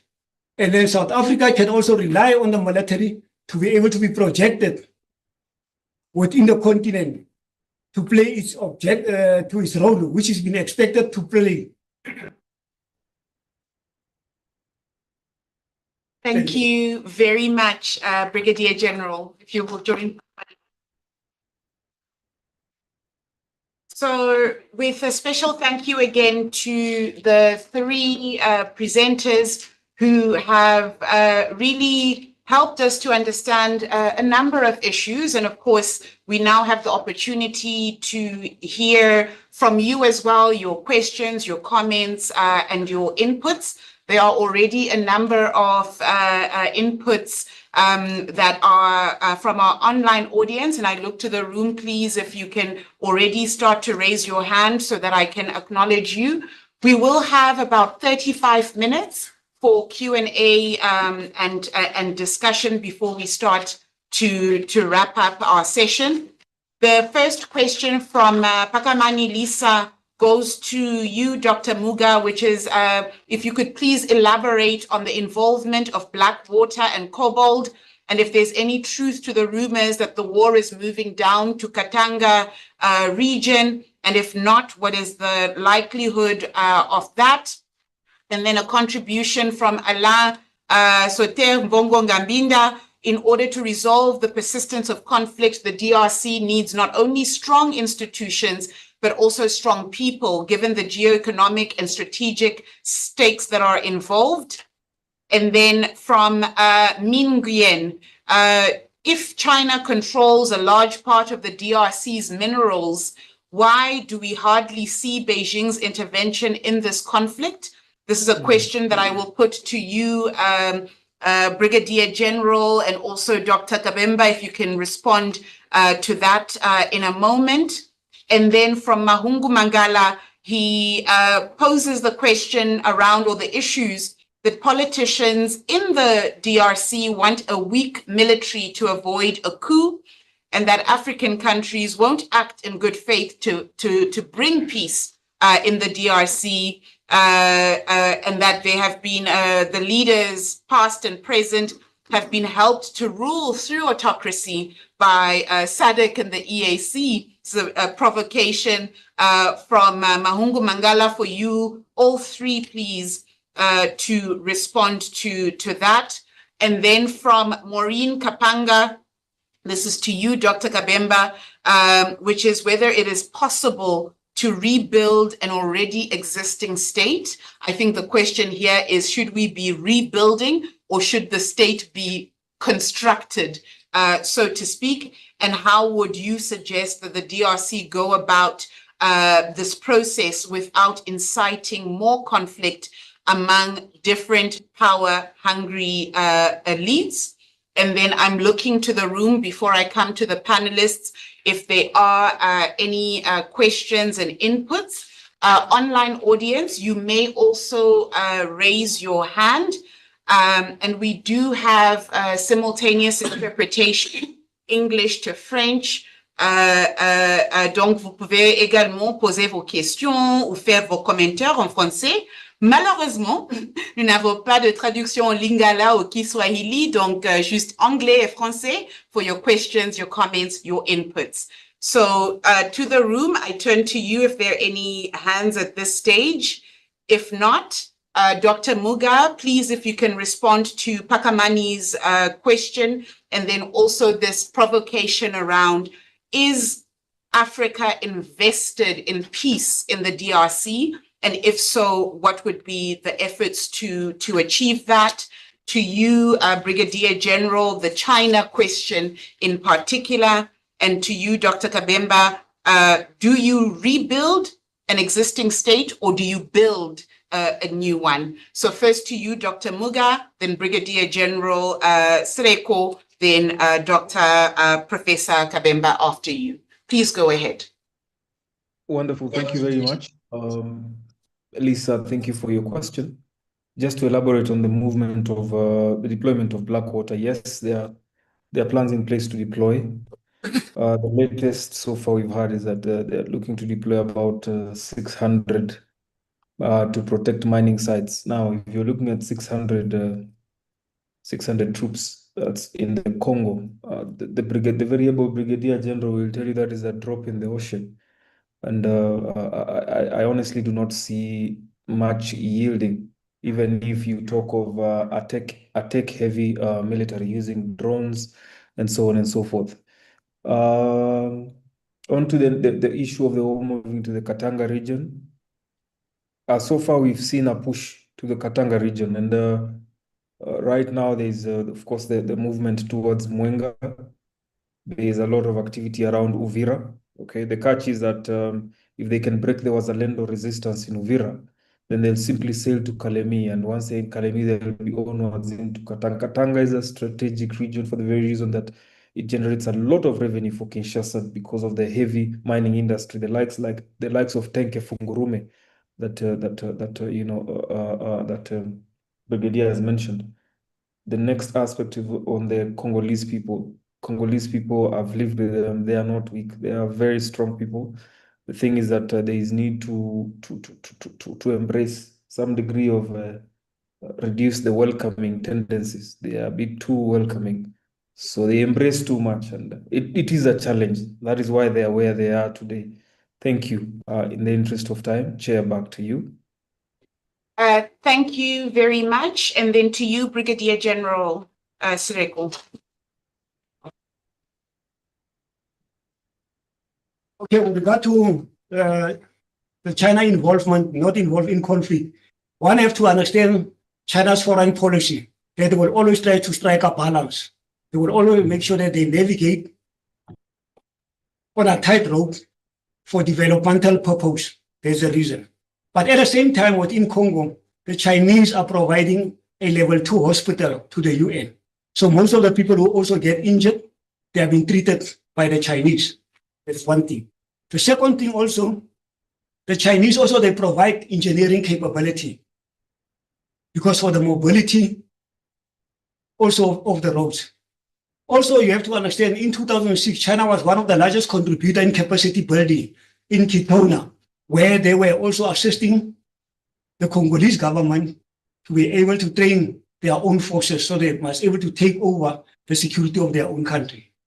Thank you. I hope I've answered you. Thank you very much. I turn to you, Dr. Kabemba. You may respond from your seat if you're comfortable. Likewise for you. Yes, likewise for you, Brigadier General, for subsequent questions. If you would like to respond from your seat, you're welcome to do so. Please go ahead. Just a quick one on Beijing. One of the reasons President Tshisekedi turned to the United States is because China, which has control of most of the minerals, did not come and to support him against the advance of the rebels. Mm-hmm. So he thought China is there with our minerals, but not projecting security. He turned to the United States. And China politics for not interfering. But China, the United Nations condemned the rebels and supported the United Nations resolution that Rwanda should withdraw its troops, but not providing support for security, military support. And that forced President Tshisekedi to turn toward the United States for that. You remember that just a few months ago, President Tshisekedi went to China with a big delegation to review the CICOMIN agreement. So there were very good relationships. It's just that he needs support in the current situation, and he had to turn to the university. The question around rebuilding or building, I use mostly rebuilding because my sense is that at some stage in the history of the DRC, we've had strong states. When you go back in the kingdom time, we had very strong kingdoms in Congo that were even capable of signing diplomatic relations with some European countries. Also, Congo had a very strong army. When you look at the war in Ethiopia between Italy and Ethiopia, it's the Congolese army that went to defeat the Italians.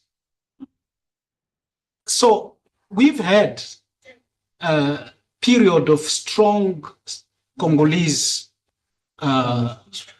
structure and institutions. And I'm thinking that the Congolese could look inward to start thinking about rebuilding and position themselves at the time where they were strong. They've never been always weak. They have been a proud people. But the colonization simply destroyed that bravoure, that capacity, that organization. And the level, and my sense is that 1885, the Berlin Conference was more about Congo than anything else. And the powers could have gone to war if they never resolved the problem. The fact that the King of Belgium was given Congo as his private property was not because they wanted him. Belgium was too small, and Belgium was supposed to protect interests for the West. So my sense, Chair, is that it's to rebuild. And there is a good background of Congolese strength where we can draw lessons to rebuild the state.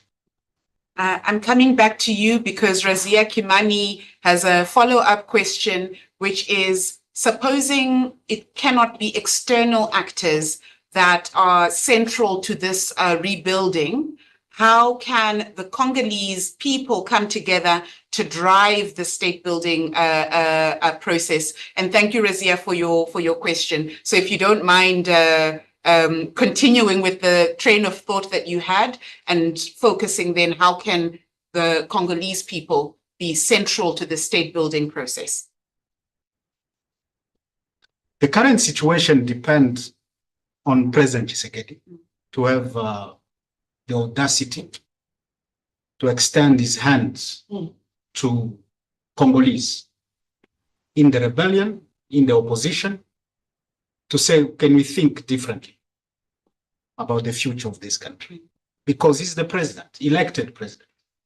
So he's got the responsibility to stand up beyond small interests. Because right now, what drives Congo is a small interest. So to rebuild by Congolese, it's possible, but you will need really strong leadership. And President Tshisekedi can rise up today and say, I want to speak to the M23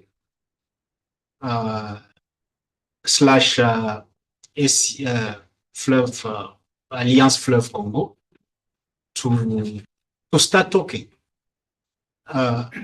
Because there is no way the United States will give you military power, military support without taking everything in terms of extractivism. There's nothing for nothing. Yeah. So you cannot depend on that as a sustainable solution. The only sustainable solution is to do it internally. I was in a program, somebody said, but Claude, this dialogue has been made, we've done them so many times. We've returned to zero position. My sense, that's why I was thinking that why don't then the international community, when the Congolese have agreed on something, let's hold them and work with them. Not just think that they are capable of becoming suddenly good people. A corrupt person, you cannot just, you need to help him and sanction him continuously for him to change. So that's the only solution. There's nothing for nothing. I think in a conversation around geopolitics, this is a point that we need to reflect on. We do have a hand in the room. I'll give you the floor in a moment. And then Bram Verelst online, you will be person 2 after the first intervener from this room. Then I turn to you and you. So we have 4 presenters, whether providing comments or questions coming up. For the colleagues that are joining us online, in a moment on your screen, there will be a pop-up. The pop-up will ask you to please evaluate this ongoing event. The best way for you to get rid of the pop-up is for you to answer very short, few questions, but these allow us to improve on our events, anything that we need to learn, adapt, change as we go. So please, all of you, if you can fill that in, we have a critical mass of inputs. First to you, Madam. Merci. Thank you very much. My name is Kathy Mbenga. I am a jurist, meaning I'm a lawyer by background. I'm the founder of the UNO Foundation, whereby we focus more in mining extraction, human rights, and also justice in the region of Africa. So I will start by the comment, and then I will, ask my question to all the panelists. But I want to thank the ICS for this opportunity, because the situation of Congo is giving the entire the true African people, sort of headache and giving up sometimes, but we hope that the light will come on. So I will start by my comment, because I carefully follow Professor Kabemba, Mr.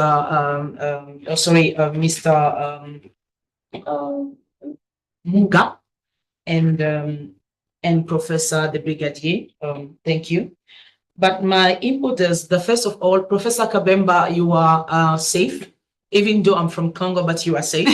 So I just want to assure you are safe because you said you was attacked last time, but you are safe because we appreciate anything, by the African continent that will drive the DRC forward, because the DRC is a major actor in the development of Africa. So I wanted to say, as I hear one of our followers or our people who are with us in this magistral conference, saying that the DRC government does not want to have a strong military forces to avoid the coup. But I'm glad that Professor Kabemba emphasized it, that DRC was, before it was strong in military and all those stuff. So we are not avoiding the coup, but as all of the panelists are speaking here, I hear sort of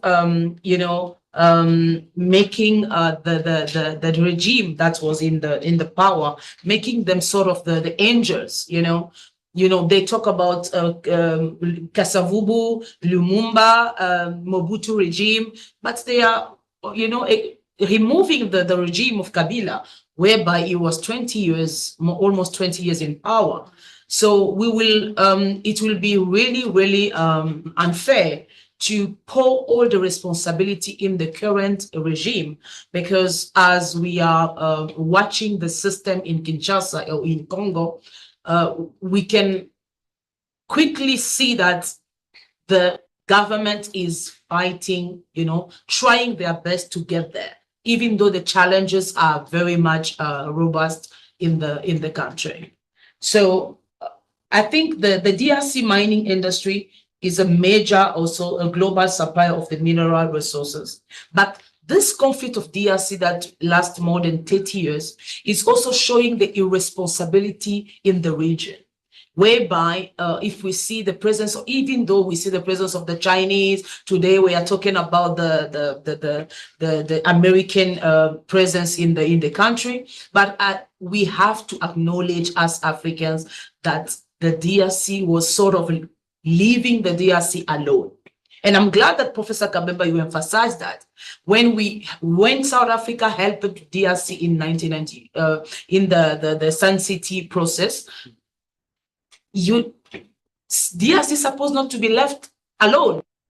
That's a companionship of the African region. It could play a big role in the development and the peacemaking in the Congo.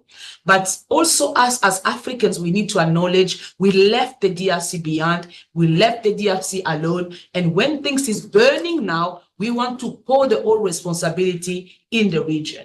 It's not easy to deal with all the mineral resources, all the envy and the eyes of the region and the international, eyes to look at what you have, all those perpetrators, they will find all the ways to enter in the country to destroy the stability and the peace because they need what you have. But I think when the African people, they see that the DRC has what all the world they want, let us protect what God gave us. As DRC, we need to accompany them. What are you doing there? How is it going there? How can we help there? Because we want to protect what we have. I think also the irresponsibility of the region, that we need to acknowledge that. Despite all the words we can use to make Kinshasa or the government, that they are not trying to do something, or maybe they are weak. Yes, we acknowledge it. There are weaknesses into the country, but we need also to acknowledge our responsibility as Africans, that we didn't play our role to help the country to be driven forward. So my question now is, as you say, to rebuild the country. How can we rebuild the country? How do you see? Because DRC, I think in the context of DRC, we cannot Because I hear many Africans, comparing DRC with Burkina Faso. Look at what Burkina Faso they have done. They push out all the, the colonialism systems out away. They are building their country. But the DRC context, I think, is very different in every aspect. We cannot enter that because we don't have time. But I wanted to ask Professor Kabeng, how do we rebuild? How do we have a strong state for us to have the peace and the development into the country? How do we rebuild? Because you are an expert in the DRC questions. I thank you. Thank you very much for that. Colleagues that are coming after this input, please, if you can be brief. My generosity on time only extended to the Congolese women in the room. Everyone else, you will have less time for your inputs. Bram, online, please, if you can make your question or your comment, and please be brief in doing so. No, thank you. Can you hear me? Yes, we can. Thank you so much to the presenters for your insightful presentations. I will keep it brief indeed. I have one remark and two questions. One, the first remark is on the question of the Congolese state. I wonder in which way the view on the kind of failed state framework brings us much forward, and if we should not rather than looking at the Congolese state for what it's not, trying to understand how it actually functions, and also how governance, especially in Eastern DRC, works. Because this is not the first time that we're in this situation.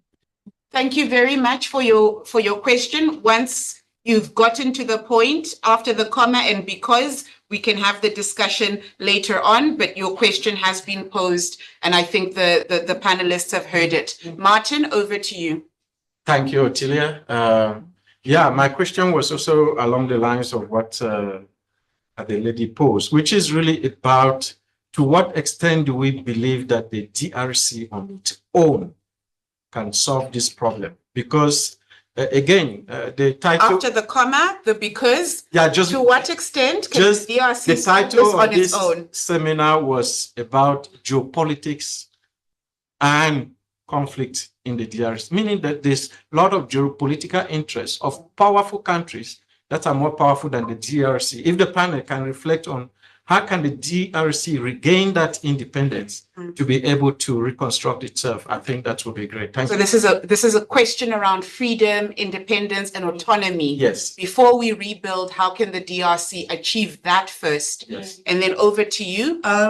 I'm along the same lines that looking at the amount of resources being controlled by the Chinese.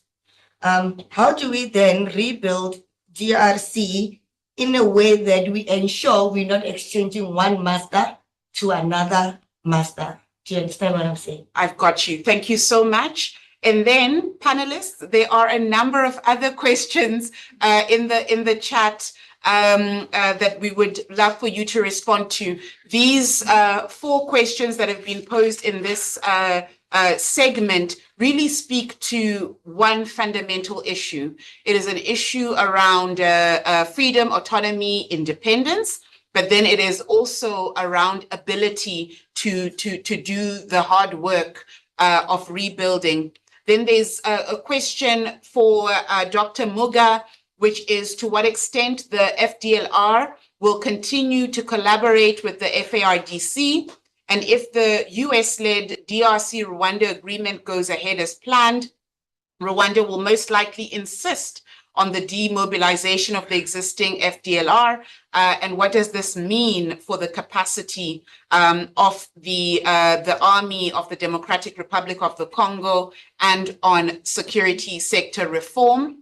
And then Mills Ibanda wants to know from all panelists what you think about Qatar's mediation, and are there any, or does this mean that African solutions to African problems have failed? Then from Kazim Lamidi from Agopa at NWU, how can local communities in the conflict zones in the DRC be empowered to take an active role in resilience building efforts?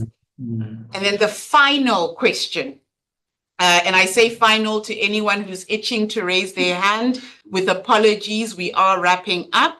But Enriquez van der Rijst asks, what is the reason South Africa could not intervene and facilitate the same peace deal that the Americans did?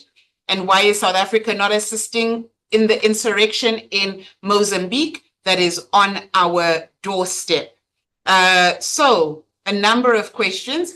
Dr. Kabemba, I'm sure you know, because about 4.5 of those were directed at you. So we're coming to you first. We'll go then to Dr. Muga, and then finally we'll come to you, Brigadier General Sereko.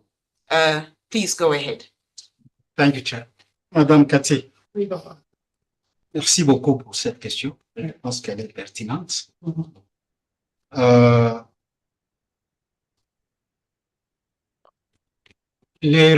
regimes which have succeeded from Mobutu, Laurent Kabila was very short period, but the son, Kabila, to today, President Tshisekedi, I've seen a common trend of very strong personalized leadership. We have not changed it. Now, if people don't talk much about Kabila today, it's not that he was an angel, but we've got a president and a regime that is in power that will resolve the failures of Kabila. And the regime that came in power came on the slogan of fighting corruption and the people, putting people in the center of everything. But people have not been put at the center. Kati, you'll agree with me that poverty has entrenched, corruption has increased, so nothing has worked. And for me, that's a problem. And I think it's not because Kabila did well. We know he did not do well. If he did well, people would have had water, would have had better schools, would have had better health system. We don't have those. But people was expecting that Tshisekedi will reform that, because 38 years in opposition and claiming that they are far more democratic than anybody, to come and do differently from what you preached for 38 years, then it's practically a problem. So nobody is saying Kabila did well. We are talking about the one who is in power who must resolve the problem. So freedom, autonomy, and must be reclaimed. It cannot be given. As a people, you need to reclaim that. And that's why I think President Tshisekedi today, as the president, he needs to rise and have the audacity to bring everyone around the table and reclaim that. You cannot reclaim without the people. So you need to reclaim that freedom, justice, through a process that includes everybody. As long as you don't talk with everybody, I think it will be very difficult. And my sense, I'm a proponent of dialogue. I think dialogue is the best medicine to resolve things. And I still believe that Congolese are capable among themselves to talk and find a correct state system that can resolve the problem of Congo. Since independence, there have been a call for federalism. But everybody, when you are in opposition, you want federalism. But when you are in power, you centralize. It's a contradiction. So, and I think that can be done. So very quickly on China, on failed state. It's very difficult in Congo to say Congo is a failed state. People think it's not. Because you've got the police, you can see, but the government, not just in Congo, in many African countries, just control the center. They don't control much of the country. And they control the productive areas, like mining. That's where you find the state functioning. But beside that, it's an empty space. And it's not just there in many places. Martin, what extent we believe that the DRC resolved the problem? Again, I think we need social cohesion. There's too much division in the Congo. We need somebody who will bring people together. The division in the Congo at the regional level, at ethnic level, at an individual level, at political level, is so deep that you start to sense that anybody from outside can come through those divisions. And that's what is happening, that the outside powers use the divisions. Even the regional powers, they'll use those divisions internally to manipulate. And I think we need to do that. The title, Martin, my sense, and beyond that title, is what is the solution to Congo? Yes. That's why I spoke about Congo. Yeah. The geopolitics, and what I thought the real question is, what is the solution? The Qatar one is interesting. Qatar, in fact, the deal between the United States, DRC and Rwanda, was Qatar was the one who facilitated. And Qatar and the US, they are very strong allies.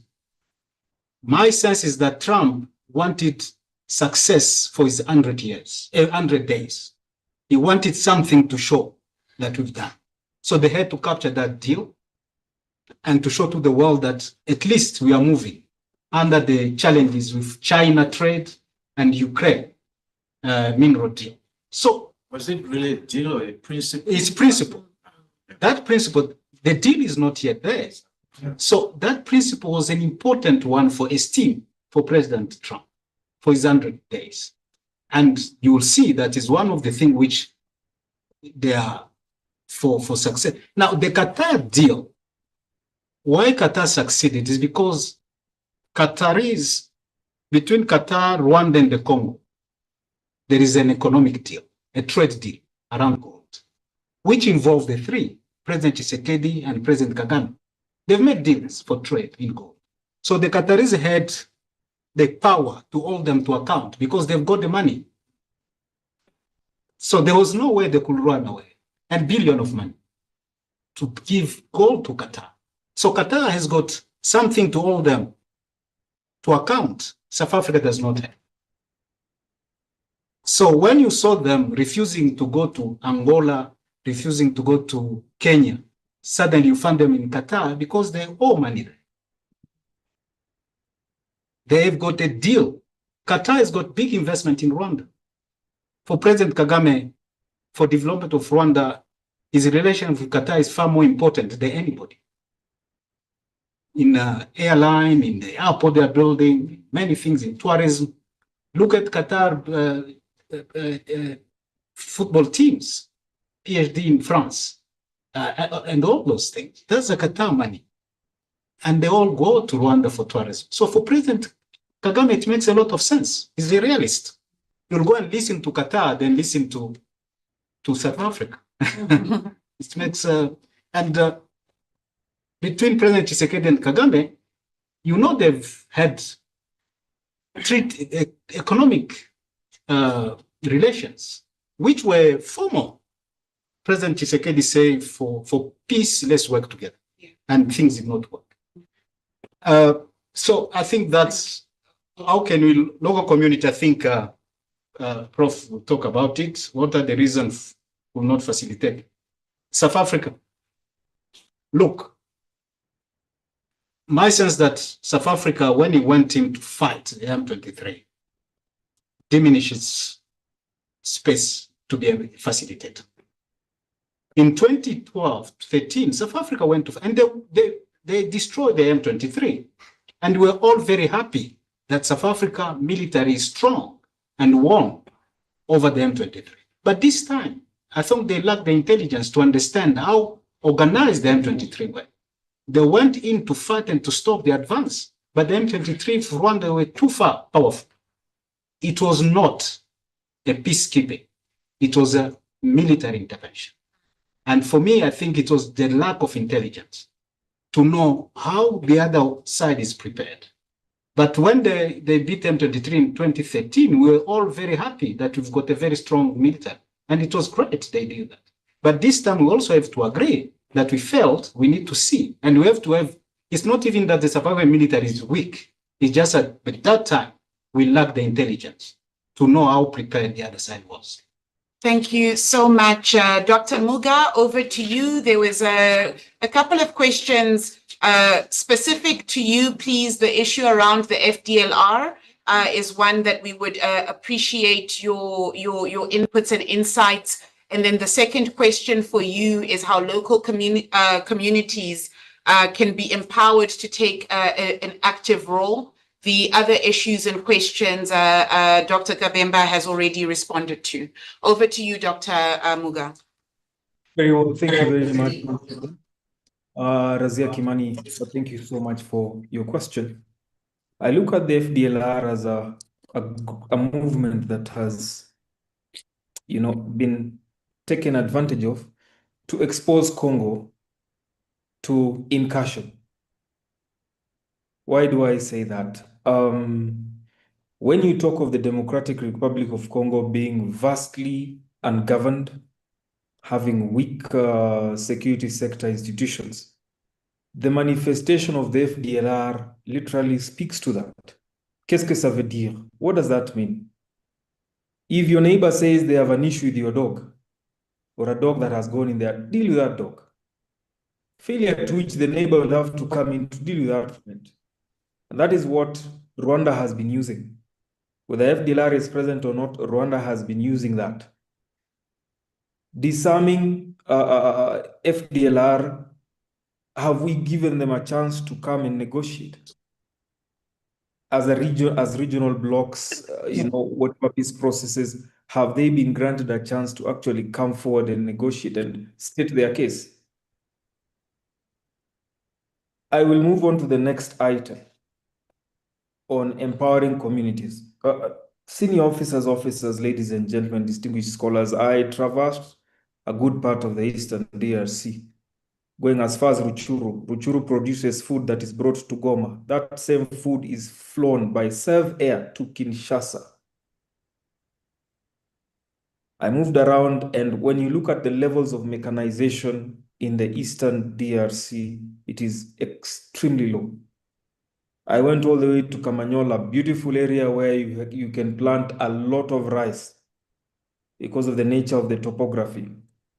The dikes that were built there were built by Mobutu. So there were young men, mainly Burundian, who were cultivating onions and tomatoes. I can go on and on with all this. And then again, you look at the nature of aid that comes in. I had a fight with one good friend of mine who works with an NGO in Congo, and he says, what I noticed was that there is a lot of minimal investment outside the conflict zones. So he says, if you write a proposal and tie it to the closest to the conflict zones. Therefore, why would you want to focus on conflict, investing around the conflict zones, as opposed to moving slightly out of those conflict zones and investing? By then, you had the likes of EG Island that were very stable. You move all the way to Minova down. They're all stable, but there was a certain focus on the conflict areas because it elicits emotion and donor money comes in. So I find that a bit of quote-unquote hypocrisy. On to the armed groups again. There are concerns of the political class supporting armed groups. Okay, if you look at what Lieutenant General Luboya Nkashama, the military governor of Ituri province, some of the concerns he raised, he actually mentioned the presence of the political class supporting armed groups in Beni. He actually mentioned the church as having a hand in some of the instability, to engage in smuggling. And when he raised this, we've never seen that. So just to build on to that, Congolese can solve their own problems by being empowered to find peace. Thank you very much. Back to you, Chair. Thank you very much. And then Brigadier General, I think the pending question with a bit more detail I know that Dr. Muga has already spoken to the empowering aspect, but would be very interested to also hear from you around resilience building, particularly in the kind of possible reflections that you might have in the engagement with local communities, and perhaps the question specific to the SANDF, both in the DRC, but it also ventured to what about Mozambique, which could be the subject of another seminar and event, but we'll welcome your thoughts before we start to wrap up. Okay, ladies and gentlemen, one have to understand that South Africa has always played a big role in the DRC. There's no question about it. And South Africa will never abandon its responsibility within the continent, especially within the DRC. When the first mission started, South Africa were the first people to come into Congo. We landed right in Uganda to secure the place. In 2002 again, when things were going out of hand, it was South Africa. In 2006, 2005, 2006, South Africa played a role. If you look at the Ituri region to be stabilized, it was the South African National Defense Force, the South African government troops, which were there to stabilize Bunya, amongst all those forces. If you look at Goma, also Operation North Night Final, which was executed from the 24th of December until the 27th, it was South Africa and India which were involved to stabilize. And Congo had a peaceful time from 2006 until the resurgence of M23. And if you look again in 2008, I think 2008, South Africa have trained a brigade for the Congolese in the southern part of Lubumbashi. So South Africa has always been committed to assist where it can. I don't think it will really abandon the DRC. They have played a crucial role. If we can go and do our own research, the SANDF have played a very strong, they have participated very strongly within the peacekeeping mission. Even you can look even now, except what they have pulled out, there is still some troops within the MONUSCO mission. So there's no way they will abandon. So South Africa is always there to help. The other thing, again, as we also heard the other day, our former President Mbeki, where he says certain instruments must also be taken, so the negotiation must take place. We must only just not look also for military solution. So South Africa, there's no way it's going to abandon the Congolese, but it's a matter of also everybody coming around, the EU and the SADC also coming up with strategies, how to work together with the Congolese, and but instead of having other foreign countries coming to take over, as you say. Also, the SADC have to really come with a proposal, even the aid, and that unity must be able to prevail for the interest of Africa and the interest of Congo. Thank you very much for that. Brigadier General Sireko reminds us that from as far back as the first Congo War, in which South Africa, Zambia, Zimbabwe, and Tanzania fought then against what was then Zaire, to the 1998 SADC allied forces, in which Angola, Namibia, Zimbabwe, and now within the DRC sought to establish some form of peace. This is a reminder to us, colleagues, that this is not a one-year event, that we really are dealing with a context in which conflict has been part of the story of the Democratic Republic of the Congo for, and I say this in my own words, for far too long. What are the efforts that need to be put in place to be able to work towards resolving the ongoing conflict? What can the Southern African Development Community do? What can the East African community do? But also within the framing of Martin's question, what within the geopolitical context in which we see the DRC as a contested space, a country of vast resources able to power not only Africa, but much of the world simply from its existing resources. What can be done that those resources are not the source of a curse, but the source of hope, primarily for the people of the Democratic Republic of the Congo, then for the rest of us? These are questions that we need to interrogate. Before we end the seminar, I invite Willem Els, who is a senior training coordinator here at the ISS, to provide us with short closing remarks. After him will be Professor Myrna Nel, the Deputy Dean for Research and Innovation in the Faculty of Humanities at Northwest University. Between the two of them, these are the co-conveners of the seminar that you have been a part of since we started this afternoon. Mr. Els, I give you the floor. Thank you very much, Chair. Yeah, what do we say after such a rich seminar? I think we were blessed by three panelists that really, without meeting each other before the time, without coordinating any of their presentations, they came up with a wealth of information, wealth of wisdom, wealth of solutions. But also what we saw is that there were golden threads coming through all three of the presentations.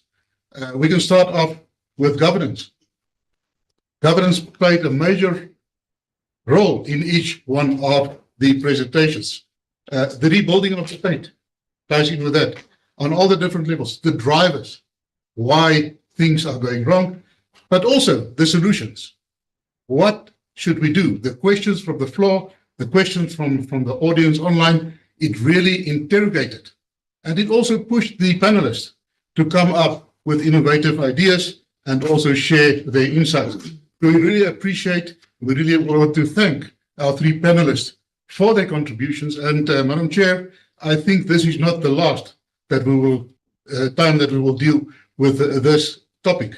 It is so rich that we could consider, Prof. Moyo, that we can have a follow-up in some time to touch up and to continue the conversation that we were having today. It was only the start. In order to just go over to the thanks, I actually trying to speak very fast because somewhere there might be a comma. And a because, once you put a comma in a because, you need to sit down. And then I will be stopped. Now, Prof. Moyo, you and your team from the Northwest, thank you very much. I think today the idea came from you, it originated there, and you and your team, Prof. Barend, and also Prof. Costa, that really took this thing further. Your leadership and also the expertise that came from your university, I think it really came through today, and we hope that this relationship will continue and just go from strength to strength. The leadership of the Institute for Security Studies, especially Dr. Fonte Akum, who cannot be here, we thank him, Twitter, for her opening remarks. I think she really nailed it. And then what shall we say about the moderator? Because we think Talia did an excellent job. We know that it was on short notice. She's extremely busy, but she really made some time, and she did an excellent job in moderating this. She steered it very well, and she really provided good guidance to not only the panelists but also to the participants online and in here. We also want to thank Prof. Myrna Nel, that is going to speak after me. Thank you, Prof.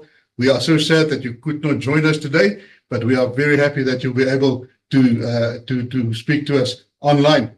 And without that, it will be a sin not to go behind the scenes. The administration teams that work from both the ENACT program, the IT team from both of the institutions, and also the comms teams that really contributed to the success of this event.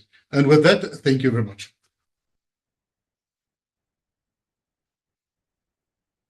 Thank you, Willem. Baie danke. And then to you, Prof. Myrna Nel. Very much, Mr. Els. So I need to thank the same people some of the same people that you are thanking, but I need to do it from the faculty side also. Thank you very much. Let me first congratulate our two research directors, Prof. Costa Ofisi and Prof. Barend Prinsloo, who has really organized a wonderful, wonderful event. Oh, sorry, I see you are seeing my whole room here.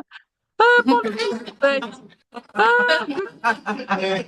You can see I did some washing.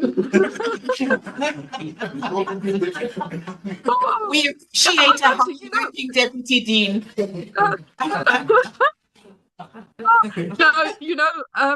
Yeah, I'm used to teams where my background is at least disappearing. So apologies for that, colleagues. No, listen, this was really a wonderful event, and I really want to thank Prof. Costa and Prof. Barend for organizing this.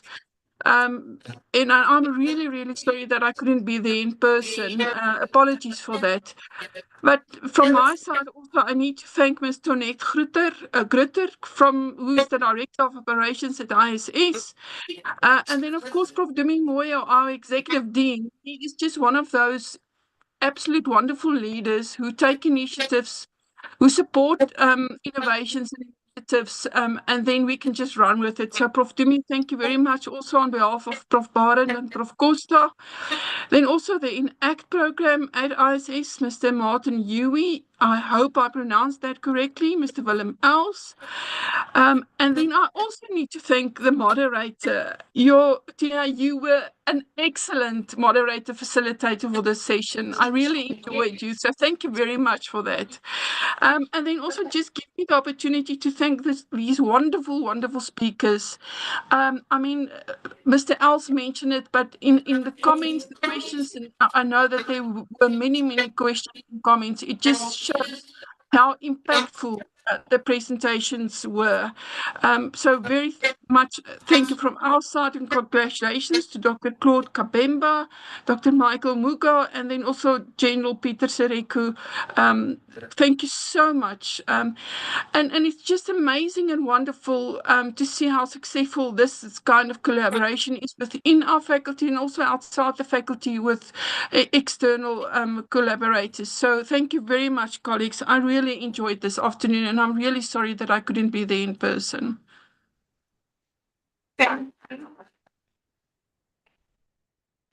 Thank you so much for that, colleagues. What's left for me is to really give, I think, the final 2-3 sentences of this event. I will say we started a little bit later than we'd envisaged, but we're still ending on time. So credit to everyone in the room for that in particular. I think one of the things from my side is there was a comment or a statement that Dr. Muga said when he was starting his presentation, reflecting specifically on SDG 16, which is that peace is not only the absence of conflict, but also the presence of justice. And what justice looks like is not just criminal accountability, but also fairness, equal distribution, the ability for people to take ownership of their country, their resources, and the future of how things proceed. And a special thank you, of course, to all the colleagues that contributed to co-organizing this event and recognize the importance of this issue, this topic.